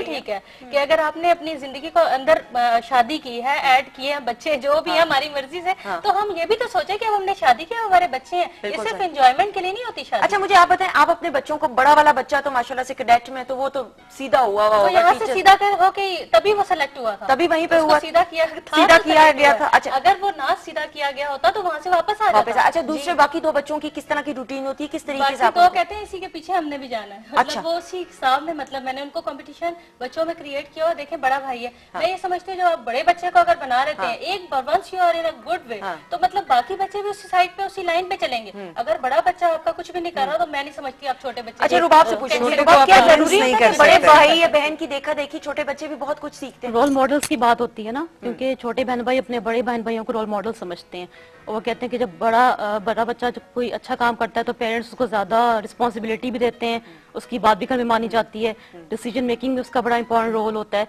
तो बाकी सब भी चाहते हैं हमारी भी इस तरह की वैल्यू हो घर में, तो वो उनको रोल मॉडल कंसीडर करके उनको फॉलो करना स्टार्ट कर देते हैं। अभी जो ये बात कर रही थी ना कि वर्किंग पेरेंट्स जो होते हैं, उसमें मसला ये होता है कि दोनों काम करते हैं और वो बच्चों को प्रॉपर टाइम नहीं दे सकते हैं, और सारी रिस्पॉन्सिबिलिटी जो है वो मदर पे आ जाती है। या नैनीज रखी होती हैं, केयर टेकर्स रखी हुई होती हैं, आजकल तो फिलिपिनो मेड्स आ रही हैं, उनको आप रख लेते हो पैसे दे के, बच्चा के सामने अंग्रेजी बोल रहे हैं तो जी ये बच्चे का ना वो डिसिप्लिन बन पाता है, ना वो इंटरेस्ट डेवलप हो पाता है पढ़ाई की तरफ। बिल्कुल ऐसी सिचुएशन में फादर का रोल बहुत इंपॉर्टेंट है, क्योंकि जैसे आपने अगर वर्किंग आवर्स डिवाइड किए हुए, आपने घर का काम सारा बीवी पे डाला हुआ है और पढ़ाई की जिम्मेदारी भी बीवी के ऊपर है, वो बेचारी पहले फ्रस्ट्रेटेड होती है बहुत ज्यादा करके, काम कर करके, जॉब कर करके, तो पढ़ाई भी वही तो बहुत मुश्किल होती है। लेकिन बाप ये कहते हैं कि मैं पैसे कमाऊं या बच्चों की देखभाल करूं या संभालूं, ये शहजाद साहब से पूछेंगे। कॉलर मौजूद है अब्दुल रहमान साहब गुजरात से। अस्सलाम वालेकुम। हेलो, अस्सलाम वालेकुम जी। वालेकुम सलाम जी। जी कौन? अब्दुल रहमान साहब कैसे हैं आप? ठीक है, कस्बा गुजरात से बोल रहा हूँ। हमारा स्कूल है तारिक अब्बास, सरकारी है। जी जी। हेलो, सरकारी स्कूल है तारिक अब्बास। जी जी। बिल्कुल यहाँ तालीम नहीं है, 3 टीचर हैं, सारा दिन टेबल पर सोते रहते हैं। बच्चे जो गरीबों के जो पढ़ रहे हैं बिल्कुल कुछ नहीं पढ़ाते। ये जो हमारे भाई कह रहे हैं सरकारी स्कूल में तालीम है, बिल्कुल नहीं है। अच्छा। सारा दिन सोते रहते हैं। हमारे बच्चे अलिफ को तो कीली तक नहीं जानते। तो आपने शिकायत, हमारे साथ कहते हैं सरकारी, ये कि खुद बच्चे जो है वो प्राइवेट। अब्दुल रहमान साहब मुझे बताएं, आपने कोई शिकायत नहीं लगाई? आपने उन टीचर्स को कहा नहीं कि भाई तुम लोगों को सोने के पैसे नहीं मिलते, पढ़ाई कराने के मिलते हैं पैसे? हेलो हेलो, एक मिनट जी, आवाज आ रही है? टीचर्स को और उनकी एडमिनिस्ट्रेशन, आई थिंक लाइन में है कि नहीं? अच्छा लाइन पे थोड़ी सी डिस्टर्बेंस थी। अच्छा वो यही बात है शहजाद साहब, टीचर्स तो सोते रहते हैं ना, जिम्मेदारी से तो बिल्कुल। देखें ये फिर सिस्टम की बात है। अच्छा आपको बताऊं, अगर आपके ऊपर जो हेड्स हैं वही सोए हुए हैं तो फिर वो पूरा कोलैप्स कर रहा है ना, पूरा सिस्टम ही कोलैप्स कर रहा है। जी शहजाद साहब। देखें इस बारे में मैं फिर गवर्नमेंट और प्राइवेट सेक्टर्स दो डिफरेंट स्कूल्स हैं, और जिसकी ये बात कर रहे हैं गवर्नमेंट सेक्टर के, अभी ऑन एयर प्रोग्राम चल रहा है। हमारे मुल्क में बजट रखते हुए एजुकेशन के ऊपर सबसे कम या आखिर में जो बच गया वो दे दिया गया, और वो भी स्कूल्स पे लगा तो बिल्डिंग ठीक हो गई, टीचर्स ठीक नहीं हुए। बात ये है कि हर साल हमारी कोशिश होती है कि अगर हमारा बच्चा लेवल 1 में है या क्लास 1 में है और क्लास 2 में जाएगा तो टीचर ने भी उस तरह ग्रूम करना है। बुक्स के सिलेबस चेंज हो रहे हैं, हर साल उसमें ऐड ऑन हो रहे हैं, चीजें निकल रही हैं, टेक्नोलॉजी के हिसाब से चीजें ऐड ऑन हो रही हैं, तो टीचर्स की भी ग्रूमिंग होनी चाहिए ना। अनफॉर्चुनेटली सिलेबस अगर आप देखें तो वही स्टैंडर्ड है, thirsty crow and my best friend, वो बचपन से चला आ रहा है मेरे माँ बाप के जमाने से, अभी तक वो सिलेबस के अंदर सिलेबस पे। हफ्जा आप मुझे बताओ, आपकी टीचर्स वगैरह सोती तो नहीं थी क्लास में? नहीं, हम लोग का पूरा चेक एंड बैलेंस था। हमारे प्रिंसिपल माशाल्लाह बहुत इस हवाले से बहुत उनका कंसर्न था इस हवाले से, और सारी टीचर्स हमारे कॉलेज में माशाल्लाह बिल्कुल अच्छे तरीके से पढ़ाई हुई, सब कोर्स कंप्लीट हुआ। लेकिन इस हवाले से जो मैं एकेडमी की बात करी थी, I don't know about the lower level, छोटे बच्चे ऑब्वियसली उनकी बेस स्ट्रांग होनी चाहिए, लेकिन जब आप कॉलेज लेवल पे आते हो, खासतौर पे अबाउट द प्राइवेट सेक्टर, उनके कॉलेजेस जल्दी खुल जाते हैं। लेकिन गवर्नमेंट सेक्टर में क्या होता है कि आपके कॉलेजेस खुलते हैं अगस्त के एंड में या सितंबर के स्टार्ट में, और if you just look at the course तो इतना ज्यादा होता है कि क्रिएटिव राइटिंग या फिर किसी और चीज के बारे में, मतलब इस लेवल पे आपके कॉन्सेप्ट बहुत स्ट्रांग होने चाहिए। आप जो टॉपिक पढ़ रहे हो उस पर आपको पूरी होल्ड होनी चाहिए, लेकिन आपको टाइम नहीं मिलता। आपके पास मुश्किल से इतना टाइम होता है कि आप उस कोर्स को कंप्लीट करो। यही वजह है कि गवर्नमेंट सेक्टर में चूंकि टाइम इतना कम है तो वो जल्दी जल्दी जल्दी बस कंप्लीट हो रहा है, और कंप्लीट हो जाए तो बहुत बड़ी बात है, क्योंकि मार्च में आपको प्री बोर्ड लेके उन्हें फारिग करना है और फिर आपको तैयारी खुद बैठ कर करनी है। तो अकेडमी का बहुत ज्यादा इस जगह पे रोल हो जाता है। आपने अकेडमी को कितना, आपने ऑब्वियसली मैट्रिक के लिए तो किया होगा, एफएससी के लिए, उससे पहले क्या बचपन की क्लासेस? उससे पहले अल्हम्दुलिल्लाह हमारे स्कूल में बहुत अच्छा सिस्टम था, हमारी बेस बहुत स्ट्रांग थी, हमारे टीचर्स में बहुत अच्छा गाइड। कभी टीचर्स ने कहा कि यार एक्स्ट्रा हफ्सा तुम्हारे बड़े अच्छे मार्क्स आ जाएंगे तो मेरे पास एक्स्ट्रा ट्यूशन के लिए शाम को आ जाया करो? नहीं, कभी भी ऐसा नहीं हुआ, ऐसा कभी भी नहीं हुआ। हमारे टीचर्स हमें स्कूल में माशाल्लाह बहुत अच्छा गाइड करते थे, मतलब टॉकिंग अबाउट 1 और 2 बहुत अच्छी बेस बन जाती थी, क्रिएटिव राइटिंग, कॉन्फिडेंस बहुत बिल्ड करते थे। तो अल्हम्दुलिल्लाह वहाँ पे बहुत अच्छा टीचर्स का बहुत रोल। अच्छा, अगर फॉर एग्जांपल आप ना ट्यूशंस लेती, आपने ली होंगी ब्रेक में, समर वेकेशंस में ट्यूशंस वगैरह एफएससी की भी ली होंगी और मैट्रिक में भी ली होंगी, मेन वहाँ पे वो इसी में, अगर आपने ट्यूशंस ना ली होती तो क्या आप समझते हो कि आपकी पोजीशन फिर भी आ जाती या नहीं? Did tuitions help you or not? They really helped me a lot. In what sense? They just present you a guideline to work on it, and you also get time to prepare. मतलब आपके test हो रहे हैं, आपके papers हो रहे हैं, वहाँ पे बहुत ज्यादा प्रैक्टिस होती है। तो वो तो घर में भी बैठ के आप सिलेबस की रिवीजन तो घर में भी बैठ के कर सकते हैं। वो एक होता है ना कि आपका शेड्यूल बन जाता है कि आप स्कूल से आए और स्कूल की तरह आगे से एकेडमी वाले आपको एक और टाइट शेड्यूल बना देते हैं। लेकिन अगर फॉर एग्जांपल मैं सुबह 8 बजे उठती हूँ, मैं ट्यूशन पे नहीं जा रही, मैं समर वेकेशन सुबह 8 बजे से 2 बजे तक अगर मैं कंटिन्यूस सिलेबस पढ़ती रहूंगी वो भी तो नहीं। बस वही है ना कि बच्चा अपने तौर पे उस तरह नहीं करता।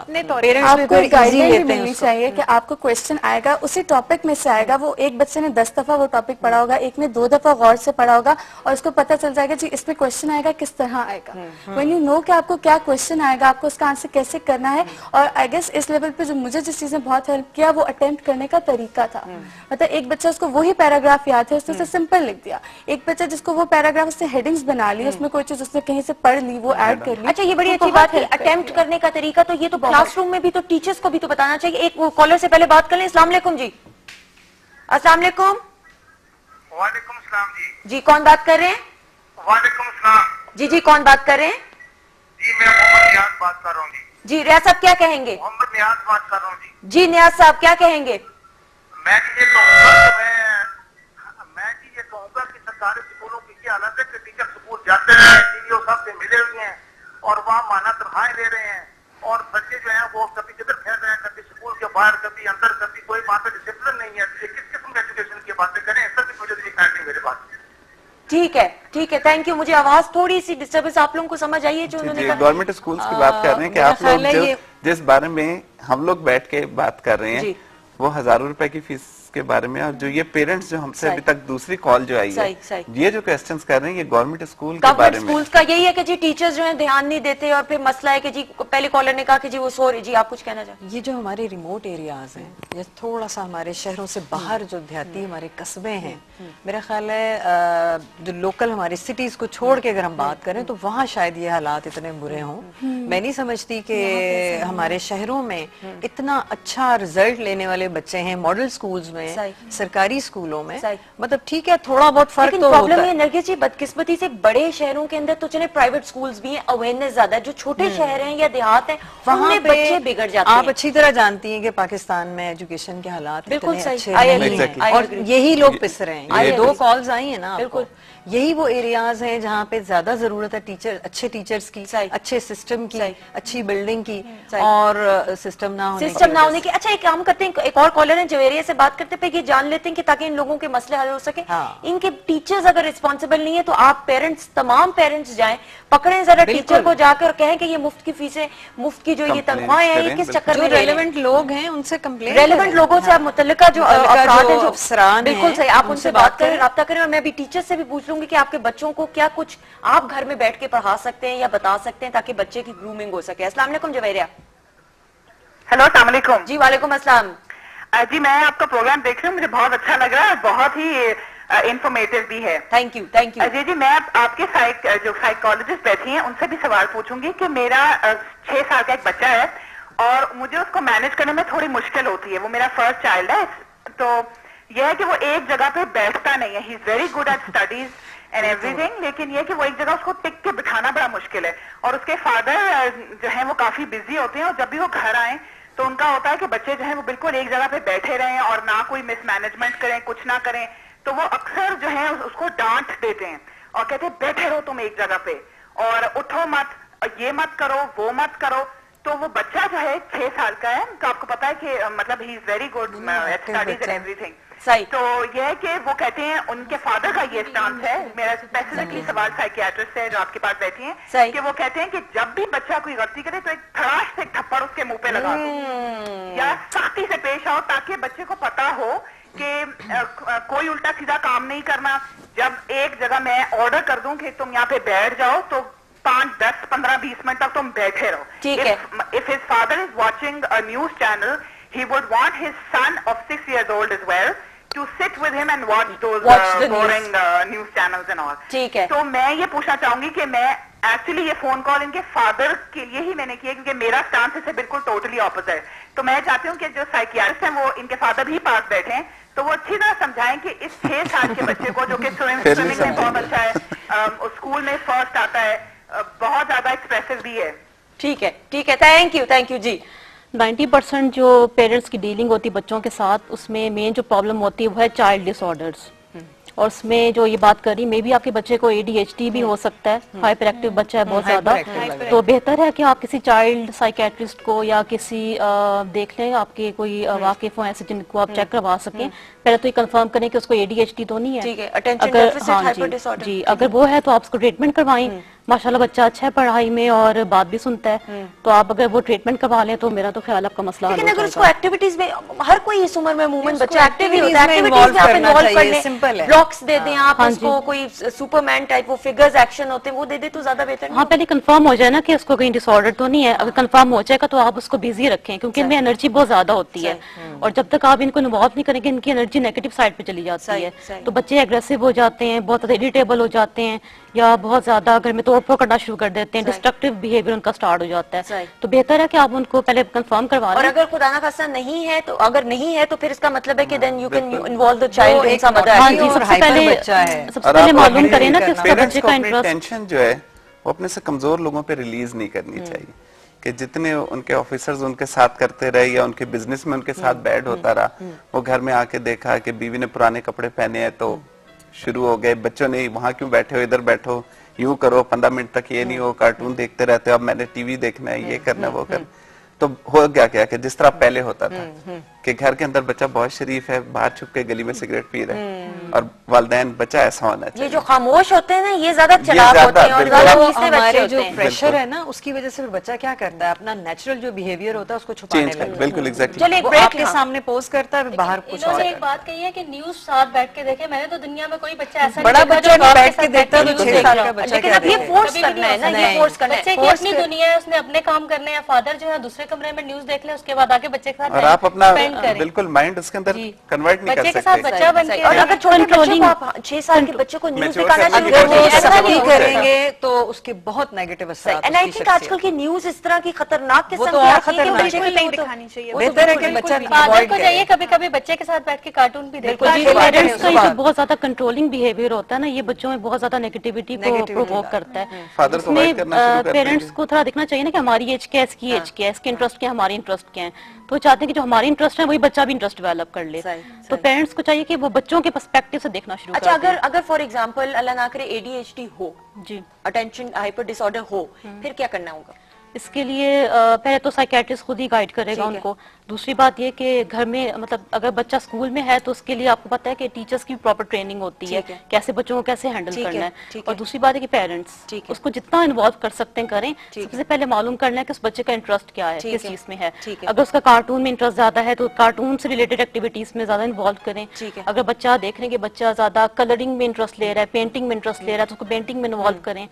तो मतलब और ये भी नहीं कि बच्चे को बांध के बिठाया हुआ मतलब है। जितने उनकी एक्टिविटीज है, हेल्दी एक्टिविटीज आउटडोर भी हो, आप उसमें इन्वॉल्व, राइडिंग वगैरह में। थोड़ा सा बच्चा अगर उठना चाह रहा है उसको उठाएं, आप बाहर लेके जाएं, क्योंकि ज्यादातर जो 90% बच्चे हैं वो जब पार्क्स वगैरह में जाते हैं ना, खेलते हैं, तो उनकी ज्यादा एनर्जी निकल जाती है। निडाल होके बच्चे आ जाते हैं, इधर गिर रहा होता है, कोई उधर जी, गिर रहा तो होता वो है, जब जो पेंटअप एनर्जी होती है ना, क्योंकि एनर्जी बहुत ज्यादा बनती है उनके अंदर, तो पेंटअप एनर्जी जो होती है उसको जब तक वो निकालेंगे नहीं तब तक उनको सुकून नहीं आता है। अच्छा, एक ब्रेक ले लेते हैं। ब्रेक के बाद नरगिस जी बात करेंगे। अच्छा, मैं ये भी चाह रही हूँ, टीचर्स मौजूद हैं जो हमारे देहात में और जो छोटे शहरों में जहाँ पे स्कूल का इतना प्रॉपर सिस्टम नहीं है, समर वेकेशन में समझ नहीं आती, आप पेरेंट्स के लिए खास तौर पे अभी हम बताएंगे कि बच्चे क्या कुछ 3 महीने की छुट्टियों में और खास तौर पे स्कूल से आने के बाद घर में क्या कुछ हेल्दी एक्टिविटीज कर सकते हैं। ब्रेक के बाद जानिएगा, स्टे ट्यून्ड।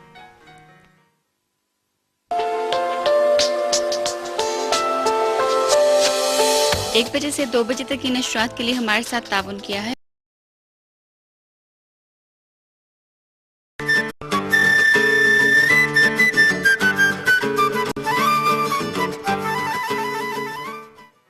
जी, वेलकम बैक वंस अगेन। घर की बात आप देख रहे हैं सुंदर जमील के साथ। 0519257444 इज द नंबर। फेसबुक के भी कुछ मैसेजेस हैं जो मैं शामिल करूंगी इंशाल्लाह वक्त के साथ साथ आगे प्रोग्राम में। आप मैसेज भी कर सकते हैं, जीके भी टाइप करेंगे अपना मैसेज आज के टॉपिक के हवाले से, शहर का नाम और अपना नाम और 7886 पे सेंड कर देंगे। अच्छा जी, टीचर से मैं पूछना चाहूंगी, नरगिस जी, आप माविज जी, जो देहातों के अंदर और छोटे शहरों के अंदर जहाँ पे बच्चों की कोई रूटीन नहीं होती, समर वेकेशन में खास तौर पे कैसे माँ बाप रूटीन बना सकते हैं?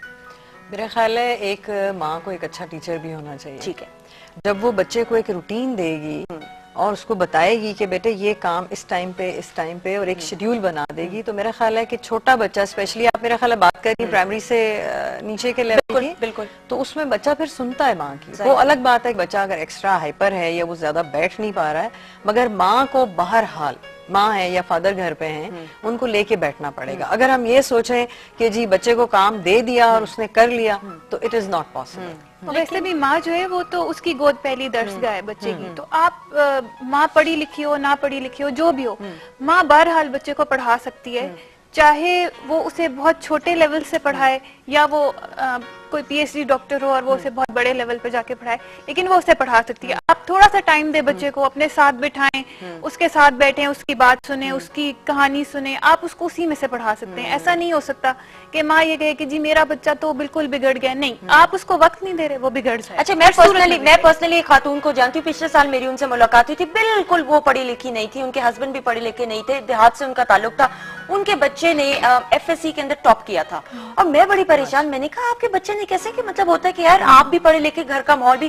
कहती मैं सिर्फ ये किया करती थी सुंदर के, मैं बच्चे को I used to make sure कि अगर अकेडमी जा रहा है, अकेडमी में आके उसका रूटीन बनी हुई है, and he used to sit down and do his homework या जो भी उसकी रिवीजन होती थी, और मैंने चेक एंड बैलेंस रखा हुआ था, मैंने उसको छोड़ा हुआ नहीं था। और उसको इस चीज का डर था कि अम्मा आ जाएगी या बाप आ जाएगा और चेक एंड बैलेंस यही चीज चाहिए। और इसी वजह से देखें उसने कर यही कहना चाह रही हूँ कि जब बच्चे पढ़ के आए तो पेरेंट्स अगर नहीं पढ़ा सकते, मोस्टली शहरों में भी बहुत सारे पेरेंट्स हैं जो 9th-10th के लेवल तक नहीं पढ़ा सकते, रिमोट एरियाज में यही प्रॉब्लम है। तो अगर पेरेंट्स को ये चीज अगर उन्हें आगाही दी जाए कि जब बच्चा वापस आ रहा है आप ये देख लें क्या करके आया, या उससे एटलीस्ट पूछ लें, अगर वो उससे पूछ लेंगे तो बच्चे को भी ये रहेगा कि मेरी माँ तो डेली मुझसे पूछती है, तो वो चीज बच्चे में भी डेवलप होनी चाहिए और पेरेंट्स में भी। अच्छा, और एक ये भी कहते हैं कि एक माँ बाप का झाका जो है वो नहीं खुलना चाहिए, जब माँ बाप का झाका खुल जाता है तो फिर तो आप देयर इज नो लिमिट। क्यों रुबाब, आप क्या कहती हैं? देखिए, फियर का तो अपना एक इम्पोर्टेंस है, लेकिन सबसे ज्यादा इम्पोर्टेंट चीज है अटेंशन।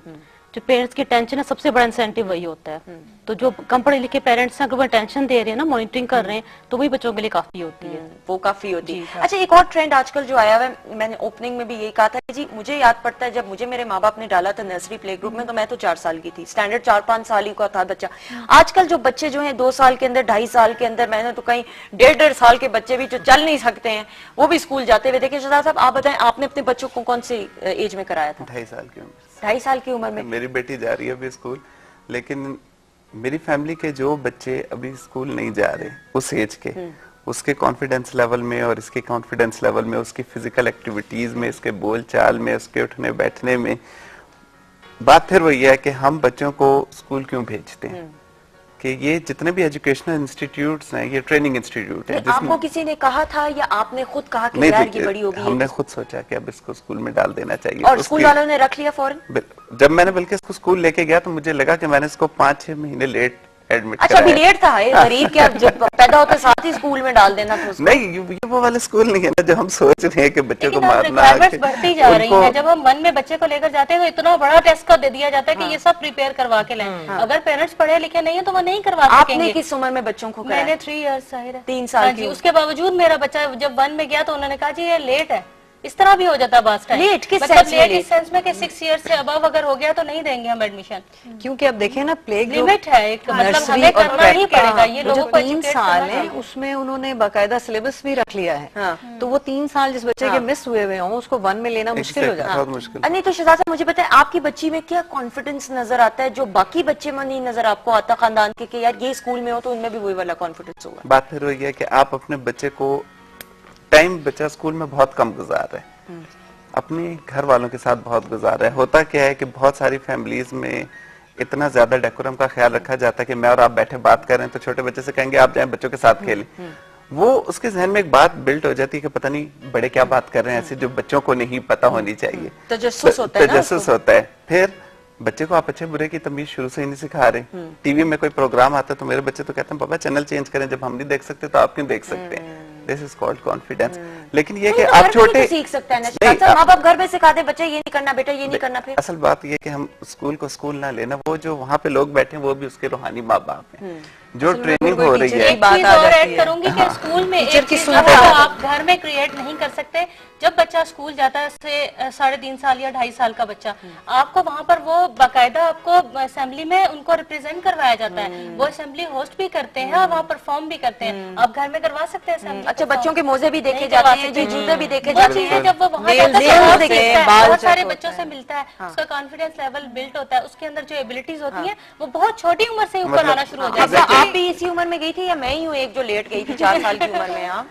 मैं भी 3-4 साल की उम्र में तो यही 4 है। साल। आपको क्या फर्क लगता है कि अगर आप जल्दी चली जाती तो क्या डिफरेंस होता?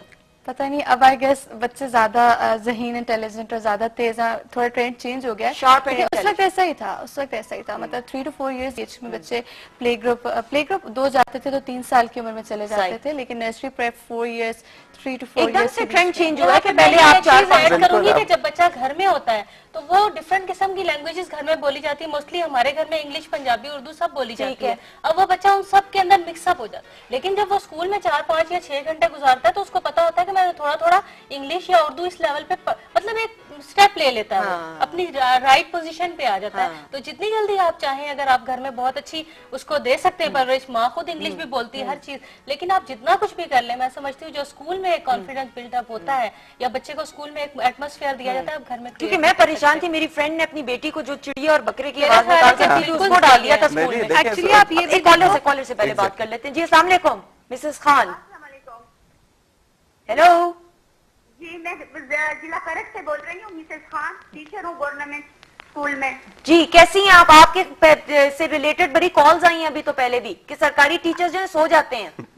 अच्छा जी, बात ये है कि मैं खुद गांव में हूँ, बहुत हमारा एरिया जो है वो बहुत पसमानदा है। ठीक है, लेकिन मैं एक गवर्नमेंट स्कूल में खुद पढ़ाती हूँ, तो मेरा तजर्बा जो है वो फीमेल टीचर्स के बारे में। फीमेल टीचर्स, बात सारी ये है कि सारी जिम्मेदारी उस्ताद की है। ठीक है। मेरे गांव में इतनी अनपढ़ औरतें हैं कि उनको आज तक ना मोबाइल वो ठीक तरह से सुन सकती है, ना घड़ी में टाइम देख सकती है, लेकिन इसके बावजूद उनके बच्चे आज भी पेशावर में मैं नाम लेके दे सकती हूँ कि वो डॉक्टर है, स्पेशलिस्ट हैं। ठीक है। इतने अनपढ़ है उनकी माएँ, ठीक है, कुछ नहीं पता, लेकिन सारी जिम्मेदारी उस्ताद की है। ठीक है। उस्ताद ठीक होगा तो बच्चा जरूर पढ़ेगा, वो जरूर उसमें जो भी खूबी है वो आएगी। हमारे गांव में गवर्नमेंट स्कूलों में मेरे पास जो बच्चियां पढ़ने आती हैं, जिनके पास कुछ पैसे होते हैं वो तो प्राइवेट स्कूलों में चले जाते हैं, लेकिन जो मेरे पास मेरे स्कूल में, मैं सच बात आपसे कह रही हूँ, वो बेवा माओं के बच्चे हैं या जो मजदूरी करते हैं, कोई मिस्त्री है, कोई दुकानदार, मेहनत कश है सारे। ठीक है। तो उनके बच्चे हमारे पास आते हैं। ठीक है।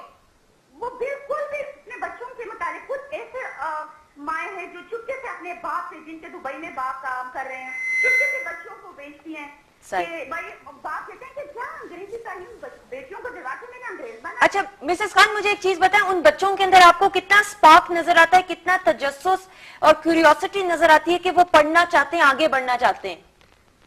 आप यकीन से मैं आपको बताऊं कि 100 में से 20% सिर्फ पढ़ना चाहते हैं। ठीक है। क्योंकि हमको कुछ नहीं पता कि तालीम क्या है, लेकिन हम अगर स्कूल में कुछ बताते हैं तो उनसे बहुत असर होता है। माँ का उसका कोई सोच नहीं है, माँ को बहुत जानती नहीं है कि तालीम है क्या चीज। सही, बहुत शुक्रिया मिसेस खान। लेकिन जो पढ़ने वाले होते हैं बच्चे, वो पढ़ते भी हैं, वो टॉप भी करते हैं। अभी हाल ही में जो बच्चा जिस तंदूर में काम करता था उसने टॉप किया बेचता है, अभी कल खबरों में आता है। बिल्कुल सही, बिल्कुल सही। तो क्यूरियोसिटी जिस बच्चे में होती है, स्पार्क जिसमें होता है, वो आगे उनके अंदर एक चीज और एडिशनल होती है कि हमने इस हालात से बाहर निकलना है। ऐसे बच्चों को पढ़ाना ज्यादा आसान। हमारे पास जो बच्चे दूसरे होते हैं, मैंने देखा हमारे बच्चे जिन स्कूलों इंग्लिश मीडियम में जाते हैं, वहां पर बच्चे को पता है कि मैं मतलब नहीं भी पढ़ूंगा तो मेरे घर में सब कुछ मौजूद है। लेकिन मैं समझती हूँ कि गवर्नमेंट टीचर्स को अगर आंखें खोल के और सही तरीके से मतलब जिस तरह वो पढ़ाए और थोड़ा सा मतलब ऐड कर लें, जिस तरह इन्होंने सोए रहते हैं, उनके लिए ज्यादा आसान है उन बच्चों को पढ़ाना, क्योंकि वो अपने हालात से निकलना चाहते हैं। बिल्कुल सही। और यही देखने में आता है कि सरकारी करना बहुत आसान है। और मैं ये मैं आपको बता रही हूँ कि यही देखने में आया कि सरकारी और गवर्नमेंट स्कूल्स और इदारों के बच्चे ज्यादा आगे निकलते हैं as compare to English medium, क्योंकि इंग्लिश मीडियम बच्चों को प्लेटों में सब कुछ दे दिया जाता है। उनको पता होता है बाप का बिजनेस संभालेंगे, सिर्फ डिग्री नाम। मेरे बच्चे जिन एकेडमी में पढ़ते हैं उसमें सारे जो टीचर्स हैं सब बिलोंग करते हैं रिमोट एरिया से।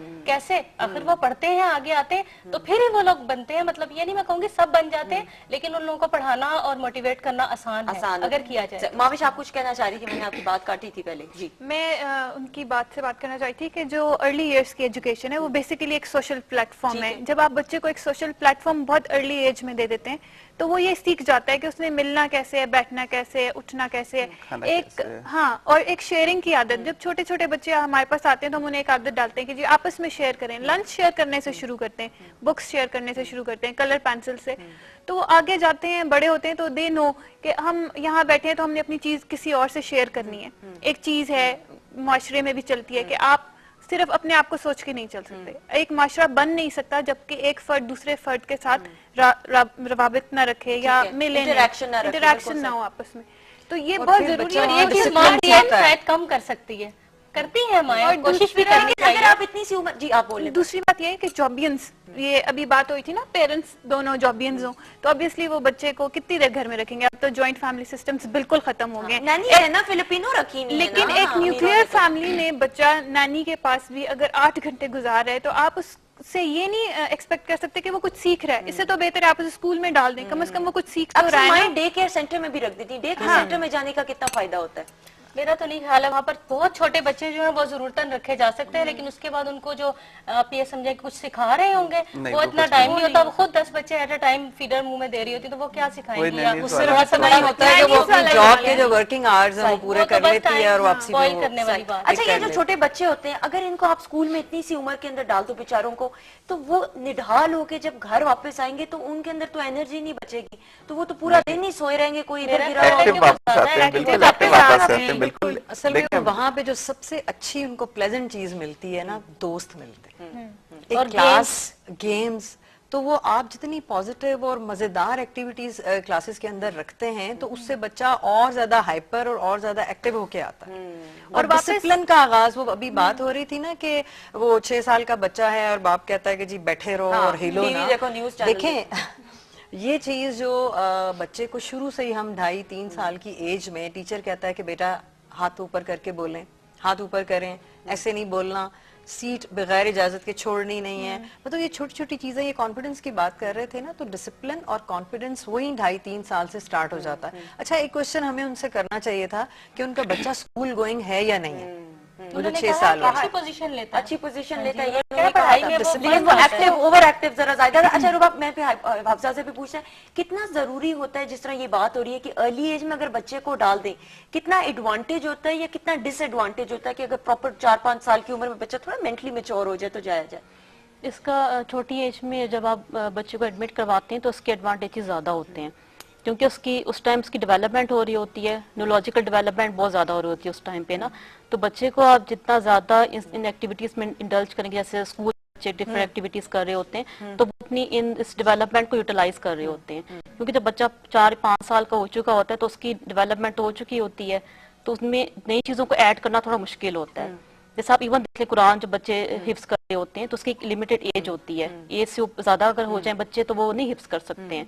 तो इसी तरह एजुकेशन में भी ऐसा ही होता है कि आप अर्ली एज में जब, अच्छा, क्या माँ की गोद जो है, क्या उसका सब्स्टिट्यूट अर्ली स्कूलिंग है? माँ की गोद से बच्चा बहुत कुछ नहीं सीख सकता। पुराने जमाने में है ना, उसके बाद की बात हो रही है। माँ की गोद 2-3 साल है, उसमें वो उठना बैठना हर चीज उसमें भी बताती है। कहते हैं कि बहुत छोटा बच्चा भी है, वो सब कुछ समझ, मतलब अगर माँ बच्चे को बताए बेटा ये जिस तरह किचन में बैठ के कलर्स हैं, ये चम्मच है, this is a fork, this is a spoon, आप इसके साथ ये करते हो वो करते हो। बिल्कुल हो सकता है। अगर रिमोट एरियाज में, अब हम 2 डिफरेंट कल्चर्स के बारे में बात कर रहे हैं, एक जिधर हम बैठे हुए हैं और एक रिमोट एरियाज, जहाँ पे अब अगर हमें भी कॉल्स आनी शुरू हो जाएंगे, उसमें पूछें कि जी हमारे पास तो स्कूल ही नहीं है, हम कहाँ 2 साल के बच्चे को डालें, तो वहाँ पेरेंट्स ने खुद ऐसा करना है, जैसे ये एडवाइस कर रही है कि हम किचन में या हम उन्हें कलर सिखा सकते हैं, या छोटे से बच्चे को हम शुरू पहले दिन से ही बता दें कि अल्लाह कितने हैं, हमने अपने मजहब के बारे में या अपने कल्चर के बारे में, या हम जो कुछ बताना चाहते हैं। देखिए मेरी अपनी खुद भाभी इस तरह है कि उन्होंने बच्चों का रूम बनाया है, उन्होंने उसके हिसाब से पिक्चर्स उसी तरह जिस तरह स्कूल में आप घर में भी क्रिएट कर सकते हैं अगर माँ चाहे तो। लेकिन रिमोट एरिया में जाहिर है उनको नॉलेज नहीं है, मतलब यह है तो वो अप्लाई नहीं करते। लेकिन अगर चाहे तो घर में भी वो माहौल 2.5-3 साल के बच्चे के लिए हो सकता है, क्योंकि बच्चे अपने माहौल से और सराउंडिंग से बहुत चीजें सीखते हैं।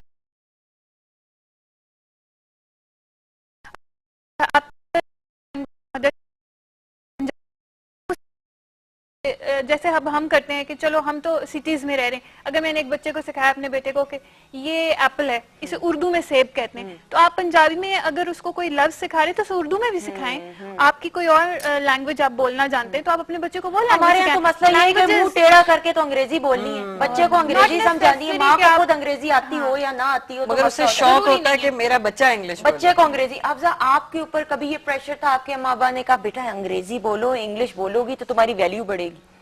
नहीं, ऐसा नहीं था। 2 मेरे पापा जो हैं वो इंग्लिश के प्रोफेसर हैं। ठीक है। लेकिन ये था कि एक इंटरनल थोड़ा एक एक्साइटमेंट होती है, जैसे कार्टून्स आप देखते हो इंग्लिश में होते हैं, बल्कि इससे बहुत ज्यादा डेवलप होती है हैबिट आपकी। कोई भी लैंग्वेज आप जो एक होती है जो आप एक्वायर करते हो और एक रिक्वायर्ड होती है। जो आप एक्वायर करते हो आई गेस ज्यादा स्ट्रांगली आपके साथ हमेशा फॉर द लाइफ रहती है।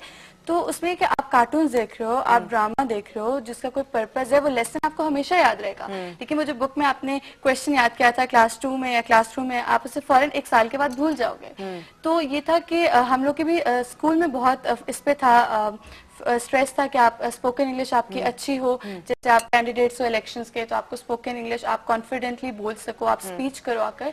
तो उस हवाले से था कि हमें सिखाते थे, लेकिन सब लैंग्वेजेस पे इक्वली इम्पैक्ट था। घर की तरफ से कोई फोर्स नहीं, घर की तरफ से फोर्स नहीं था। फोर्स नहीं था सब लैंग्वेजेस में। इनफैक्ट मुझे इंटरनली जो मेरा हमेशा से शौक था वो उर्दू डिबेट की तरफ। ठीक है। तो आर यू अ डिबेटर और not? Yes I was. In fact 9th-10th में मैंने अल्हम्दुलिल्लाह मेरी पोजीशंस आती थी, बहुत अच्छी मैंने पार्ट लिया।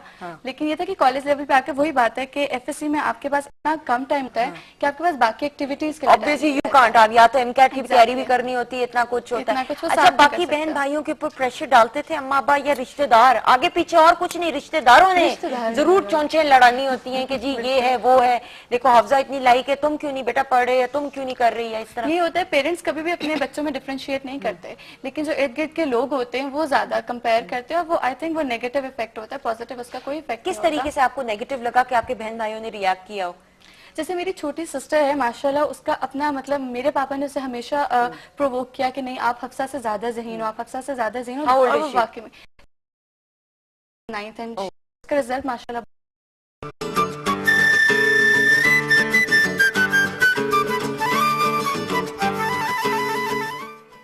जी वेलकम बैक वंस अगेन। घर की बात आप देख रहे हैं, we got last 20 minutes, so we'll try कि ज्यादा से ज्यादा पॉइंट्स डिस्कस हो सके। आप कॉल इन कर सकते हैं 05192574488 is the number. Rubab, break पे जाने से पहले हम ये बात कर रहे थे कि जी रिजल्ट कार्ड्स के ऊपर जो आ जाता है प्रमोशन की, खास तौर पे जब छोटे बच्चों की बात आती है तो कमेंट दिया जाता है बच्चे के ओवरऑल परफॉर्मेंस पे कि फलां बच्चा इज केयरलेस, इसका ये होना चाहिए। उससे पेरेंट्स हैं बड़े रिएक्ट कभी कभार करना शुरू हो जाते हैं और फिर बच्चे के ऊपर वो गुस्सा और सब कुछ मार धार कभी कभार चढ़ने में लगा देते हैं। उससे बच्चे की साइकी पे क्या असरात मुरतब होते हैं? बच्चे के लिए पहले ही बहुत स्ट्रेसफुल पीरियड होता है कि उसकी नेगेटिव इवैल्यूएशन हो रही है स्कूल में, तो पेरेंट्स को चाहिए कि काम डाउन करें और डिस्कस करें बच्चे के साथ कि कहाँ पे प्रॉब्लम आ रही है। कभी टीचर्स के साइड पे भी प्रॉब्लम्स होती हैं कि वो फेवरेटिज्म कर रही होती हैं या कम अटेंशन दे रही होती हैं बच्चों पे, तो पहले तो फाइंड आउट करें, टीचर्स के साथ डिस्कस करें, सबसे पहले बच्चे से डिस्कस करें कि आपके ख्याल में क्या प्रॉब्लम है, क्यों आप में ऐसे ये क्यों नेगेटिव इवैल्यूएशन हुई आपकी।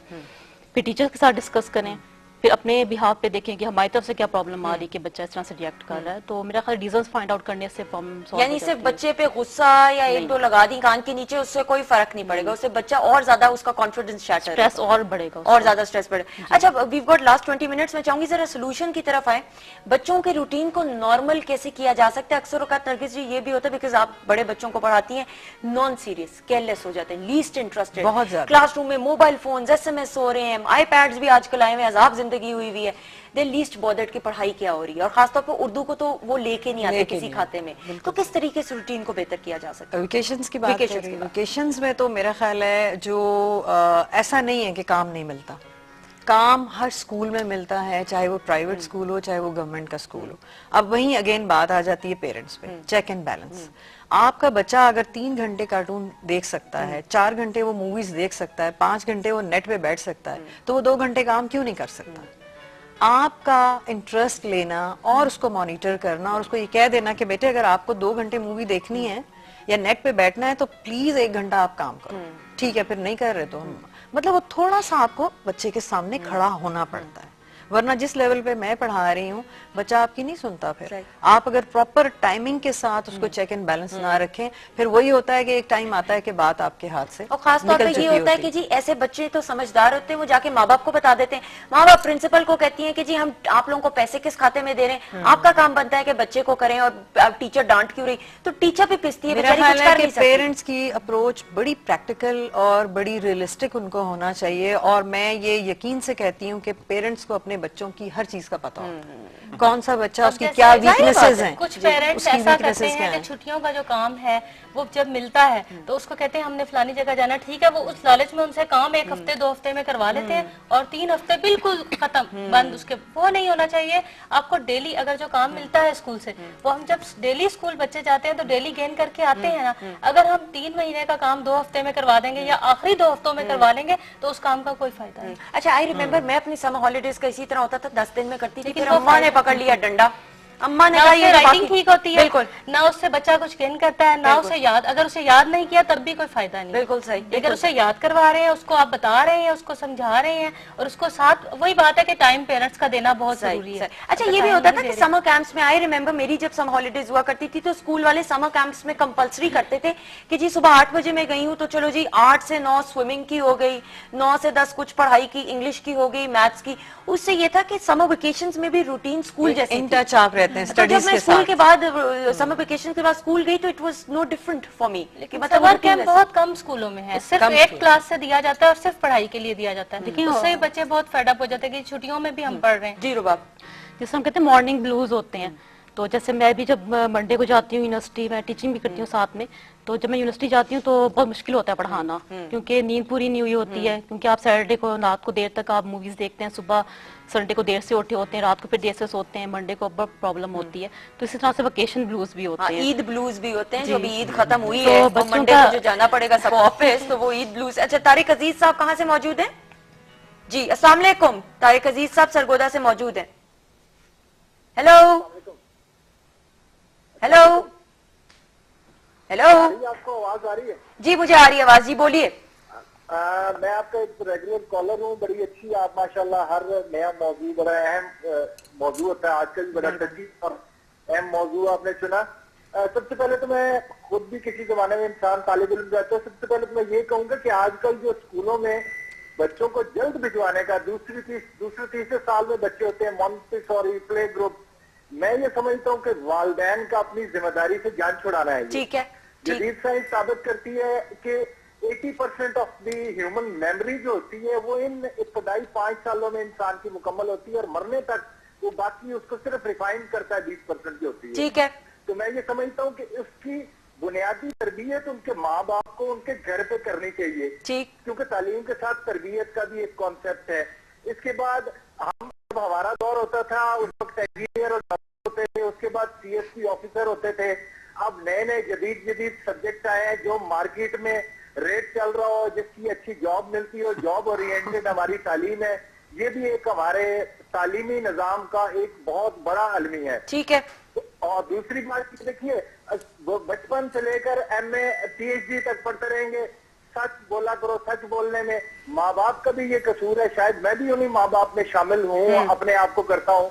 घर कोई मेहमान आए, सुबह से शाम तक बच्चे को सच बोलने का दर्ज देते हैं, उसे जान छुड़ानी हो, उसी बेटे को कहते हैं जाओ उनको बताओ अबू घर पे मैं घर पे नहीं हूँ। सही, कितनी बड़ी झूठ की, कितनी बड़ी मुनाफिकत की। सही। उनके इब्तदाई रोल मॉडल, याद रखिए मेरी बात, इब्तदाई रोल मॉडल्स उनके माँ बाप होते हैं। तो हम माँ बाप को भी बात सोचने की जरूरत है।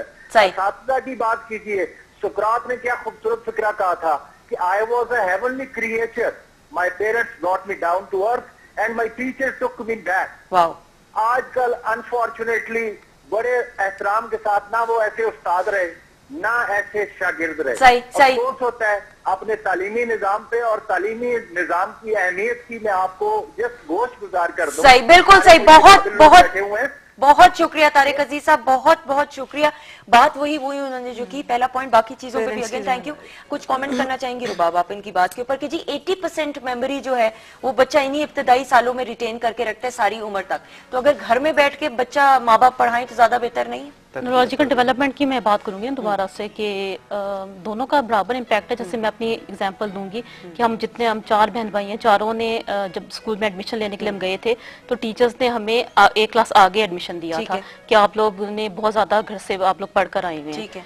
तो मेरा तो खैर डिपेंड करता है घर वालों पे कि वो कितना टाइम देते हैं। ठीक है, ठीक है, ठीक है जी। आप कुछ शहजाद साहब कहना चाहेंगे, क्योंकि ये कहते हैं कि जी पेरेंट्स अपनी जिम्मेदारी हटाना चाहते हैं कि जो उनको पढ़ाना पड़ेगा ना, घर में टाइम देना पड़ेगा। 2 साल से 5 साल तक बंदा जितना कुछ सीखता है वो सारी जिंदगी उसको याद रहता है। इसलिए पेरेंट्स की कोशिश ये होती है कि बच्चे को वो सब कुछ सिखाया जाए जो इन फ्यूचर उसके काम आएगा। तरबियत तो हम अच्छी तरीके से कर सकते हैं, लेकिन जो इनकी करिकुलर एक्टिविटीज होती हैं ये वही बेहतर समझ रहे होते हैं जिन्होंने आगे उसको उसी तरीके से तैयार करना है। जो जिस सांचे में हम बच्चे को डालेंगे उसी सांचे से वो बड़ा बड़ा होता होता आगे निकलेगा निकलेगा। अच्छा माविश, आप छोटे स्कूल क्लासेस को पढ़ाती हैं, प्राइमरी को पढ़ाती हैं, कितना जरूरी होता है, टीचर का कितना इंपॉर्टेंट रोल है? जिस तरह समर वेकेशन नरगिस से बात की कि चले इनके तो ये एडवांस लेवल को पढ़ाती हैं, छोटे लेवल पे और ज्यादा मुश्किल हो जाता है कि यार बच्चे को तो संभालना, वो रोना शुरू, टी करना शुरू हो जाए तो कैसे, किस तरीके से मैनेज करती है कि समर वेकेशन के बाद बच्चे आए तो रूटीन पे लग जाए?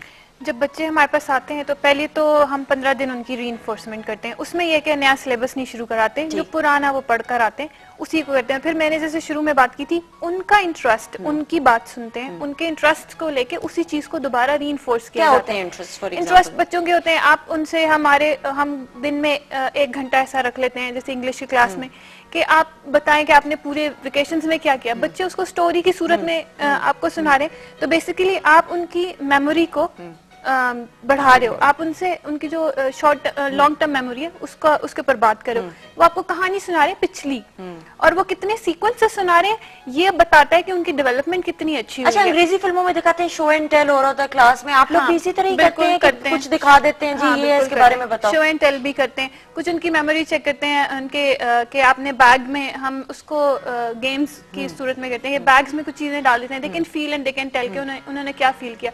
हर बच्चे की अपनी परसेप्शन है, और बस उन्हीं चीजों से वो बच्चे वापस आना शुरू हो जाते हैं। हाँ ठीक है, बच्चे हाइपर एक्टिव होते हैं उस वक्त जब वो आते हैं, क्योंकि टीवी देखना, खेलना, बस ये उनकी लाइफ होती है।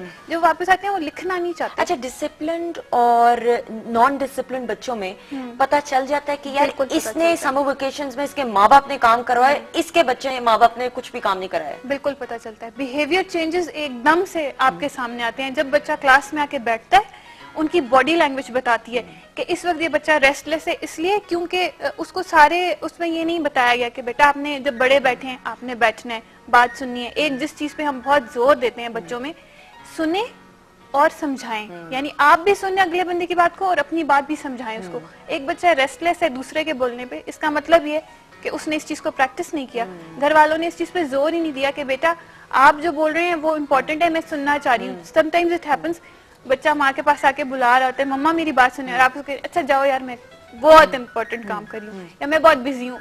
फादर्स भी अक्सर करते हैं, न्यूज लगा के बैठे हैं, बेटा आप यहाँ से जाएं हमें न्यूज सुनने दें। आप उसको इम्पोर्टेंस दें, उसकी बात सुने, छोटी सी बात होगी 2 मिनट में खत्म हो जाएगी, ज्यादा से ज्यादा 5 मिनट ले लेगा। सवाल बहुत करते हैं, लोग कहते हैं सवाल बच्चे बहुत ज्यादा करते हैं, ये क्या है, ये क्यों है, वो क्या है, वो क्यों आंटी आप खड़ी है। उसकी क्यूरियोसिटी को एक दफा स्नैप करें और उसके बाद उससे ये एक्सपेक्ट करें कि वो आपको बहुत क्रिएटिव होकर दिखाएगा, तो ऐसा नहीं हो सकता। अगर वो अपनी क्रिएटिविटी शो कर रहा है, आपसे पूछ रही है क्या है, तो आप बता दें क्या है। लेकिन सवाल कहते नहीं, बड़ों वाले सवाल कर रहे हैं, भाई बच्चे का कोई ताल्लुक नहीं है कि वो ये जाने कि ये आंटी क्यों आए हैं, ये अंकल क्यों आए हैं, ये क्यों ये इस तरह बात करें। अब आप बताओ, आप बचपन में बहुत ज्यादा सवाल करने वाली बच्ची थी या नहीं? बहुत ज्यादा सवाल, क्यूरियोसिटी बहुत। क्या सवाल करती थी, याद है कुछ या नहीं, या माँ बाप बताते होंगे? ये आप अपनी एनवायरनमेंट को ऑब्जर्व करते हो, जो चीज आपको समझ नहीं आती आप उसके बारे में पूछते हो कि ऐसा क्यों है, आपने देखा ऐसा क्यों है। तो इर्द गिर्द की चीजों को देख करके माइंड में क्वेश्चन आया तो पूछ लिया। तो अम्मा बाबा डांटा करते थे, डांट डपट स्नैप कर दिया करते थे, ये बताया करते थे ये इस तरह है, वो है, ये है? नहीं बताते थे, कभी डांट भी पिट जाती थी, लेकिन ये है कि मैं बहुत ज्यादा बातूनी थी और मिलता था आंसर, मिलता था हमेशा, मिल जाता था। अच्छा आप बताएं मुझे, सॉरी उमैर जी बताइएगा कि कितना जरूरी है बच्चे को बताना as a parent, as a mother. आप क्या समझते हो कि अगर मदर्स का कितना इंपॉर्टेंट रोल है, अगर बच्चा कुछ पूछना चाह रहा है या जानना चाह रहा है तो मदर्स सवाल का जवाब दें? इतना ही जरूरी है जितना हमारी और रिक्वायरमेंट्स, जैसे हमने खाना खाना है, बीमार है तो डॉक्टर के पास जाना है, इतना ही जरूरी है बच्चे के क्वेश्चन का आंसर देना। अगर आंसर नहीं दे रहे हैं, उसकी सलाहियतें वहीं रुक जाएंगी। आप अपने बच्चे को डांटती तो नहीं? आपके बच्चे सवाल बहुत ज्यादा करते हैं? मैं खुद पढ़ाती हूँ, टोटली मैंने हर स्टेप पे बच्चों को खुद पढ़ाया है। मैं भी मतलब इंसान हूँ, गुस्सा तो मुझे भी आ जाता है टाइम्स। मैंने तीनों को इकट्ठा बैठ के ही पढ़ाया है, एक लेवल 7th पे है, एक 6th पे है, एक 2। मुझे मुश्किल होती है, मैं सर के दर्द की गोली भी खाती हूँ, मैं मतलब अपनी मिसाल क्या दूं, ये करती हूँ, गुस्सा मुझे भी आता है, लेकिन ये कि जवाब देना, उनके मसले को हल करना और फिर उन्हें रास्ता भी दिखाना चाहिए कि अगर आपको ये समझ नहीं आ रहा, बेटे मुझे भी नहीं आ रही, आओ दोनों बैठ के डिक्शनरी से देखते हैं, आओ नेट पे क्यों ना डिक्शनरी अपलोड कर लें और उससे हम मीनिंग निकाल लें। ऐसे खेल ही खेल में और ऐसे फ्रेंडली माहौल में अगर बच्चों के साथ आप चलें तो बच्चे उस चीज को हवा नहीं समझते, ये समझते हैं कि हमारी माँ भी बैठी वही काम कर रही है, वो भी उतने टाइम स्पेंड कर रही है, तो अगर हम उसको माहौल दें बच्चे को। अच्छा अक्सर ये भी होता है शहजाद साहब, मैं आपसे जानना चाहूंगी कि बच्चे को मना करो ना, अगर बच्चा पूछ रहे ये क्या है, गमला यहाँ पे क्या कर रहे हैं, आप मना करोगे, डांट डपट करोगे, उसको और तजस्सुस पैदा होगा कि माँ बाप डांट क्यों रहे हैं, रोक क्यों रहे हैं, जरूर कुछ ना कुछ होगा, then he wants to find out. इस तरह कभी आपने देखा है कि आपने कभी अपने बच्चे को किसी चीज से मना किया एंड देन ही वांट्स? ऐसा ही होता है, बिल्कुल। आप वही क्यूरियोसिटी आप उसकी बढ़ा रहे हैं, आप उसको किसी बात से मना कर रहे हैं, अपने साथ बिठा नहीं रहे, कुछ उसके सवालात के जवाब नहीं दे रहे, तो सस्पिशियस किस्म की बातें शुरू हो जाती है ना, जो नहीं होनी चाहिए। वक्त चेंज हो गया ना। सवालात तो बच्चे की जहानत की अलामत होते हैं। जो बच्चा ज़हीन है वो सवाल करेगा, और पेरेंट्स और टीचर्स दोनों का। लेकिन लोग कहते हैं कि वो बच्चा पकड़ौड़ होता है, वो अपनी उम्र से ज्यादा बड़ी बड़ी बातें करता है। अगर बच्चे को अगर सुबह 9 से 12 तक ही नर्सरी का बच्चा जाता है ना, अगर वहाँ पर टीचर बड़े प्यार से हर चीज का जवाब दे रही है, तो 3-4 घंटे अगर वो बाहर स्पेंड कर आता है और अपनी वही जो उन्होंने बात की कॉलर ने कि 80% मेमोरी उन्हीं दिनों में वो रिटेन करता है, तो अच्छी बात नहीं है कि वो अच्छी मेमोरी, अच्छी यादें और अच्छी क्वेश्चन के आंसर ढूंढ के, और बाकी टाइम तो माँ बाप ने देना ही होता है, बाकी टाइम भी तो होता है ना। ऐसा भी होता है कि जब पेरेंट्स या टीचर से कोई क्वेश्चन करते हैं बच्चे, तो उनको जवाब नहीं आता तो वो इंसल्ट फील करते हैं बहुत ज्यादा, और आगे से इंसल्ट, बच्चों की इंसल्ट कर देते हैं। तो ऐसा भी होना चाहिए, आपको अगर जवाब नहीं आता है तो आप उसको बहुत स्मार्टली हैंडल कर सकते हैं। कहती हूँ बच्चे क्वेश्चन करते ही नहीं टीचर से डर के मारे। मैं चाहती हूँ, मैं ये देखती हूँ कि हाँ, जिस स्कूल में बच्चे क्वेश्चन कर सकते हैं ओपनली, वो स्कूल में आप मतलब बच्चे को प्रेफर करें कि अगर वो क्वेश्चन करें, उनको इजीली आंसर मिल रहा है, और अगर टीचर आंसर नहीं दे रही तो कंप्लेंट जा रही है, तो वो आप ये बताइए सच रहे हो महेश जी, क्योंकि वीव गॉट लास्ट 10 मिनट्स में जल्दी जल्दी जवाब चाहूंगी आप दोनों पेरेंट्स से, खास तौर पे कभी आपके टीचर की साइड से, बच्चों की टीचर की साइड से कंप्लेन आई हो कि समर वेकेशंस के बाद कि यार आपका बच्चा जो है वो डिसिप्लिन नहीं लग रहा, इसको सही आप ट्रेनिंग इसकी करें ताकि क्लासरूम में ये एक्टिव हो सके, आपने समर वेकेशन जाया किए हैं इसकी? नहीं, ऐसा हुआ नहीं, क्योंकि मैंने टाइम, मतलब मैं ये तो नहीं कहूंगी हमेशा ही A ग्रेड आता है माशाल्लाह बच्चों का, समर वेकेशन में ग्रेड्स मिलते हैं। और दूसरे मेरे बच्चे जिस स्कूल में पढ़ते हैं उसमें ये है कि ऐड होते हैं ये मार्क्स उसमें, तो मुझे वो भी फेयर होता है। ये एक होनी चाहिए चीज। सोल्यूशन के तौर पे बताऊंगी कि अगर समर वेकेशन के जो मार्क्स हैं या ग्रेड हैं आपके फाइनल उसमें टर्म में ऐड हो रहे हैं प्रोग्रेस रिपोर्ट में, तो वो पेरेंट्स के लिए भी बहुत हेल्पफुल रहेगा और बच्चे के लिए भी। इस वजह से मतलब मैं काफी वो कंफर्टेबल रहती हूँ, मुझे पता है कि ये 3 महीने मैंने रिलैक्स किया तो मेरे बच्चे की पूरे साल की रिपोर्ट गुड आइडिया कि आप समर वेकेशंस की भी सारे होमवर्क ऐड कर टोटल उसके। तो इस वजह से फर्स्ट पोजीशन अगर ना ले तो मुझे अफसोस ये रहता है, हाँ वो 3 महीने मैंने बच्चे को सही तरीके से, अव्वल तो ऐसा हुआ नहीं, लेकिन जो पेरेंट्स नहीं करते उनके बच्चे फौरन बाकी टाइम में सही उन्होंने पोजीशन ली होगी, लेकिन अगर छुट्टियों में उन्होंने नहीं पढ़ाया या सही काम नहीं किया, B ग्रेड है, तो वो सिर्फ उसकी वजह से नीचे चले जाते, तो बहुत अफसोस होता है बच्चों को। अच्छा जी, कॉलर नबीला, अस्सलाम वालेकुम जी। नबीला, अस्सलाम वालेकुम। अस्सलामुअलैकुम सुंदर साथी, मैं नबीला बात कर रही हूँ हरिपुर से। कैसी हैं आप? ठीक है नबीला? अल्हम्दुलिल्लाह बिल्कुल ठीक ठाक हूँ। आज आपका टॉपिक बहुत अच्छा जा रहा है। Thank you. क्या कहोगी?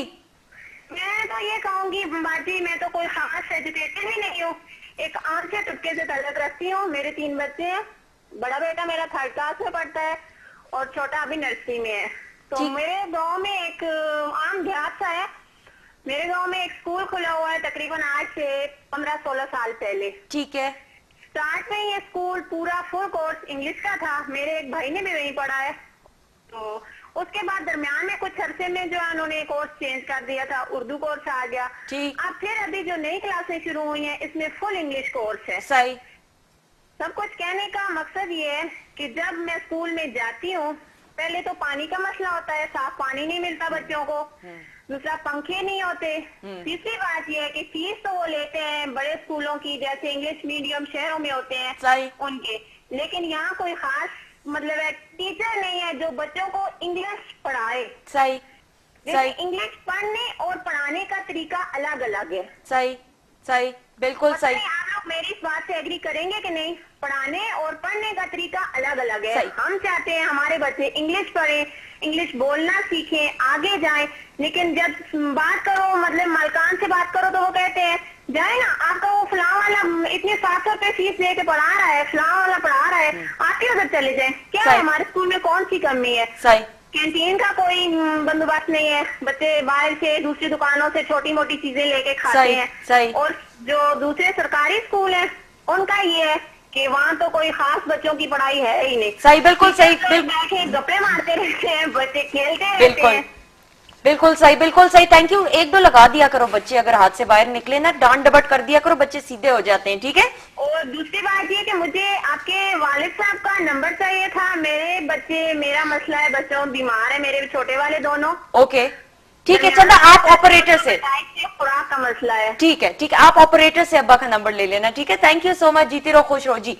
वो ये बात कह रही है, पढ़ने और पढ़ाने में, सीखने सिखाने में फर्क होता है? बहुत फर्क होता है। पढ़ना बहुत आसान है, पढ़ाना बहुत मुश्किल है। ठीक है। लोग कहते हैं कि टीचिंग करती है कोई मसला नहीं, पढ़ाना तो बहुत आसान है। पढ़ाना मुश्किल है, पढ़ना आसान है। आप क्या कहेंगे? मतलब अपने दौर पे पढ़ना एक स्टूडेंट का, एज अ स्टूडेंट आप जितनी मेहनत कर लेंगे आपने खुद ही करनी है। जमीन आसमान। पढ़ाते वक्त आपके पास हर किस्म का, हर लेवल का बच्चा होता है। टीचर की ट्रेनिंग होती है, उसका उस सब्जेक्ट पे होल्ड होता है, उसको वो छोटी छोटी चीजों में उलझना नहीं पड़ता समझने के लिए, जिसमें एक स्टूडेंट को उलझना पड़ जाता है। हफ्जा से पूछते हैं, हफ्जा आप अग्री करोगे पढ़ने और पढ़ाने में फर्क? ऑब्वियसली बहुत फर्क है, पढ़ाना ज्यादा मुश्किल है, पढ़ने में आप अपने आप को जानते हो, आपको पता है आपकी क्या कैपेसिटी, आप क्या पढ़ सकते हो, कैसे पढ़ सकते हो, लेकिन पढ़ाने में आपको एक बच्चे को नहीं पढ़ाना, सबको पढ़ाना है तो बहुत डिफिकल्ट है ऑफ कोर्स। और सब पढ़ना चाहते भी नहीं, हर बच्चा Exactly. किसी को पुश करना है, पढ़ने की तरफ लाना और एक माहौल क्रिएट करना, दैट इज वेरी अच्छा। ये मैं हफ्जा से पहले माविशी पूछ रही हूँ, आपके ऊपर प्रेशर था? हफ्जा छोटा सा जवाब देना, टाइम जरा कम है, कि माँ बाप ने कहा यार पोजीशन लेनी है हफ्जा, ऐसी की तैसी तुम्हारी, अगर तुमने पोजीशन ना ली, प्रेशर था कि नहीं? नहीं, ऐसा कभी भी नहीं था। चूंकि मैं अपनी क्लास में अल्हम्दुलिल्लाह पोजीशन होल्डर थी, मेरे अल्हम्दुलिल्लाह हमेशा अच्छे मार्क्स आते थे, तो सब मुझसे एक्सपेक्ट बहुत करते थे कि आप पोजीशन ले सकती हो। मुझे हमेशा मोटिवेट किया कि कुछ मुश्किल नहीं है, बस थोड़ा अटेम्प्ट करना है, आपको सब कुछ आता है, आपने उसे ज्यादा अच्छे तरीके से प्रेजेंट करना है। गाइडलाइंस मिलती रही हर स्टेज पे, टीचर्स ने बहुत हेल्प किया, पेरेंट्स ने मोटिवेट किया, हमेशा वो एक पॉजिटिव उन्होंने मुझे पुश किया। उन्होंने मुझे कभी भी नहीं किया कि यार तुमने नहीं ली तो बस ये हो जाएगा, मोरल हाई रखा, कॉन्फिडेंस दिया कि ना भी हो तो कोई बात नहीं, हो जाएगा। एग्जैक्टली। बल्कि जब मतलब मैं थोड़ा डिसअपॉइंट होती थी कि यार मेरे मार्क्स ज्यादा कम आ गए, तो वो कहते थे नहीं कोई बात नहीं, इंशाल्लाह आगे से इम्प्रूव कर लेना, इसको इम्प्रूव करना। रीइंफोर्समेंट होती है। नवाविश मुझे बताइएगा जल्दी से, छोटा छोटा टीचर से जवाब पूछना चाहूंगी कि जो बच्चे टॉप करते हैं, क्या वही बच्चे अटेंशन उनको मिलनी चाहिए, या जो बच्चे एवरेज होते हैं, बिलो एवरेज होते हैं, उनको भी उतनी ही तवज्जो मिलनी चाहिए? नहीं, सारे बच्चों को एक जितनी तवज्जो देनी पड़ती है, क्योंकि टीचर सबसे ज्यादा बेहतर जानती है कि किस बच्चे में कितनी लर्निंग कैपेसिटी है, और आप उसको उसी हिसाब से अटेंशन देंगे।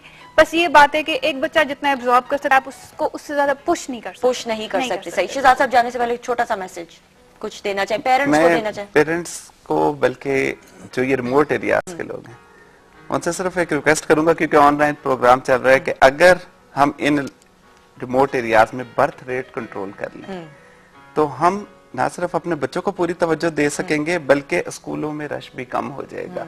और ये आधे से ज्यादा मसाइल जो पेरेंट्स के 100 में से 3 नहीं जा रहे, या सिर्फ 3 जा रहे हैं, वो खत्म हो जाएगा। पेरेंट्स सारे बच्चों को तवज्जो से अपने वसाइल के अंदर अच्छे तरीके से पढ़ा भी सकेंगे और मामला। लेकिन जो हो गए अब उनका क्या करें? उनकी भी तो पढ़ाई का करना है ना कुछ, तो उनका क्या करें? उनका भी तो मैसेज दे दें फिर कोई। नहीं, अब देखें जो हो चुके हैं उनको तो मैं सिर्फ यही कहूंगा कि स्कूल जरूर भेजें, स्कूल जरूर भेजें। जी, पेरेंट्स को मैसेज देना चाहूंगी कि जो ज्यादा पढ़े लिखे हैं उनके लिए तो बहुत एडवांटेज है कि वो बच्चों को अच्छा पढ़ा सकते हैं, लेकिन जो कम पढ़े लिखे हैं उनके लिए एक ही एडवाइस है कि वो ज्यादा अटेंशन पे करें अपने बच्चों को।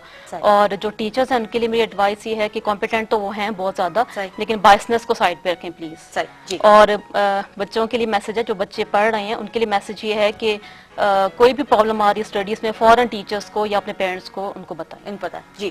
पेरेंट्स के लिए यही मैं कहूंगी कि पेरेंट्स बिल्कुल रिलैक्स ना किया करें, जब भी छुट्टियां हैं या जो भी है, मतलब बच्चों को प्रॉपर टाइम दे, तवज्जो दें। कोई चीज नहीं आ रही तो ये नहीं कि बच्चा ही सीखेगा, खुद सीख के भी उसको पढ़ाने की कोशिश करें। और बच्चों के लिए ये है कि पेरेंट्स जो कह रहे हैं उनको फॉलो अप करें, और करते नहीं है, लेकिन पेरेंट्स में इतनी एबिलिटी होनी चाहिए, ऐसा अपने आप को रोल मॉडल बनाए, अपनी पर्सनैलिटी को ऐसे डेवलप करें कि बच्चा उनकी बात माने, और ऐसे लीनियंट भी ना हो और इतने सख्त भी ना हो कि बच्चे उनके साथ मतलब बैठना ही पसंद ना करें, इतने लीनियंट भी ना हो, लेके आए अंदर वो होनी चाहिए। और इसके अलावा मतलब पढ़ाई के ऊपर खूब तवज्जो दें। जी पेरेंट्स को मैं एक छोटी सी बात कहना चाहूंगी कि एक घर में अगर 3 बच्चे हैं तो प्लीज जब उनको कंपेयर करें तो बच्चे की कैपेबिलिटी की बेस पे करें। ठीक है।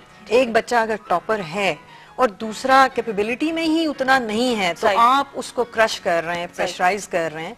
तो कंपेयर करते हुए ये मत भूलें कि 5 उंगलियां बराबर नहीं होती, कुछ बच्चे को ज्यादा मेहनत करनी पड़ती है, कुछ कम करके वही ग्रेड ले लेते। सही, बिल्कुल सही। जी हफ्जा, छोटा सा मैसेज पेरेंट्स को मैं ये कहूंगी कि वो बच्चों को कभी भी फोर्स ना करें, उनमें इंटरेस्ट डेवलप करने की कोशिश करें पढ़ाई के लिए, क्योंकि जो फोर्स करके जो रिजल्ट आता है वो नहीं होता जब बच्चा अपने शौक से कुछ करता है। और स्टूडेंट्स को मैं ये कहूंगी कि वो ये याद रखें कि उनकी रिस्पॉन्सिबिलिटी है, उन्होंने इस मुल्क को भी आगे लेके जाना है, उन्होंने अपने वालिदैन, अपने टीचर्स की जो उनसे एक्सपेक्टेशंस है उनको भी पूरा करना है। इसलिए उन्हें अपनी रिस्पॉन्सिबिलिटी याद रहनी चाहिए कि उनका सिर्फ एक काम है कि वो दिल लगाकर पढ़ें, उसमें इंटरेस्ट लें, उसको अपने ऊपर बर्डन है। बिल्कुल सही। थैंक यू सो मच, आप सबका बहुत बहुत शुक्रिया। और जितने भी बच्चे, उनको जाने से पहले छोटी सी बात, प्रेशर नहीं लेना चाहिए, do your best, hard work करो, मेहनत के साथ। माँ बाप का फर्ज बनता है कि उनको मोटिवेट बच्चों को करें, और टीचर्स का फर्ज बनता है कि अगर बच्चे को कोई प्रॉब्लम, कहीं ना कहीं कोई मसला आ रहा है, तो उनको इंकरेज करना चाहिए कि मसलों का हल वो बताएं, ताकि बच्चे के अंदर वो जो कॉन्फिडेंस है वो वक्त के साथ साथ और बढ़ता जाए। अपना बहुत सारा ख्याल रखिएगा। कल इंशाल्लाह स्पेशल तो नहीं कहूंगी, एंटरटेनमेंट बेस्ड हमेशा की तरह स्पेशल एपिसोड के साथ आएंगे। खुदा हाफिज।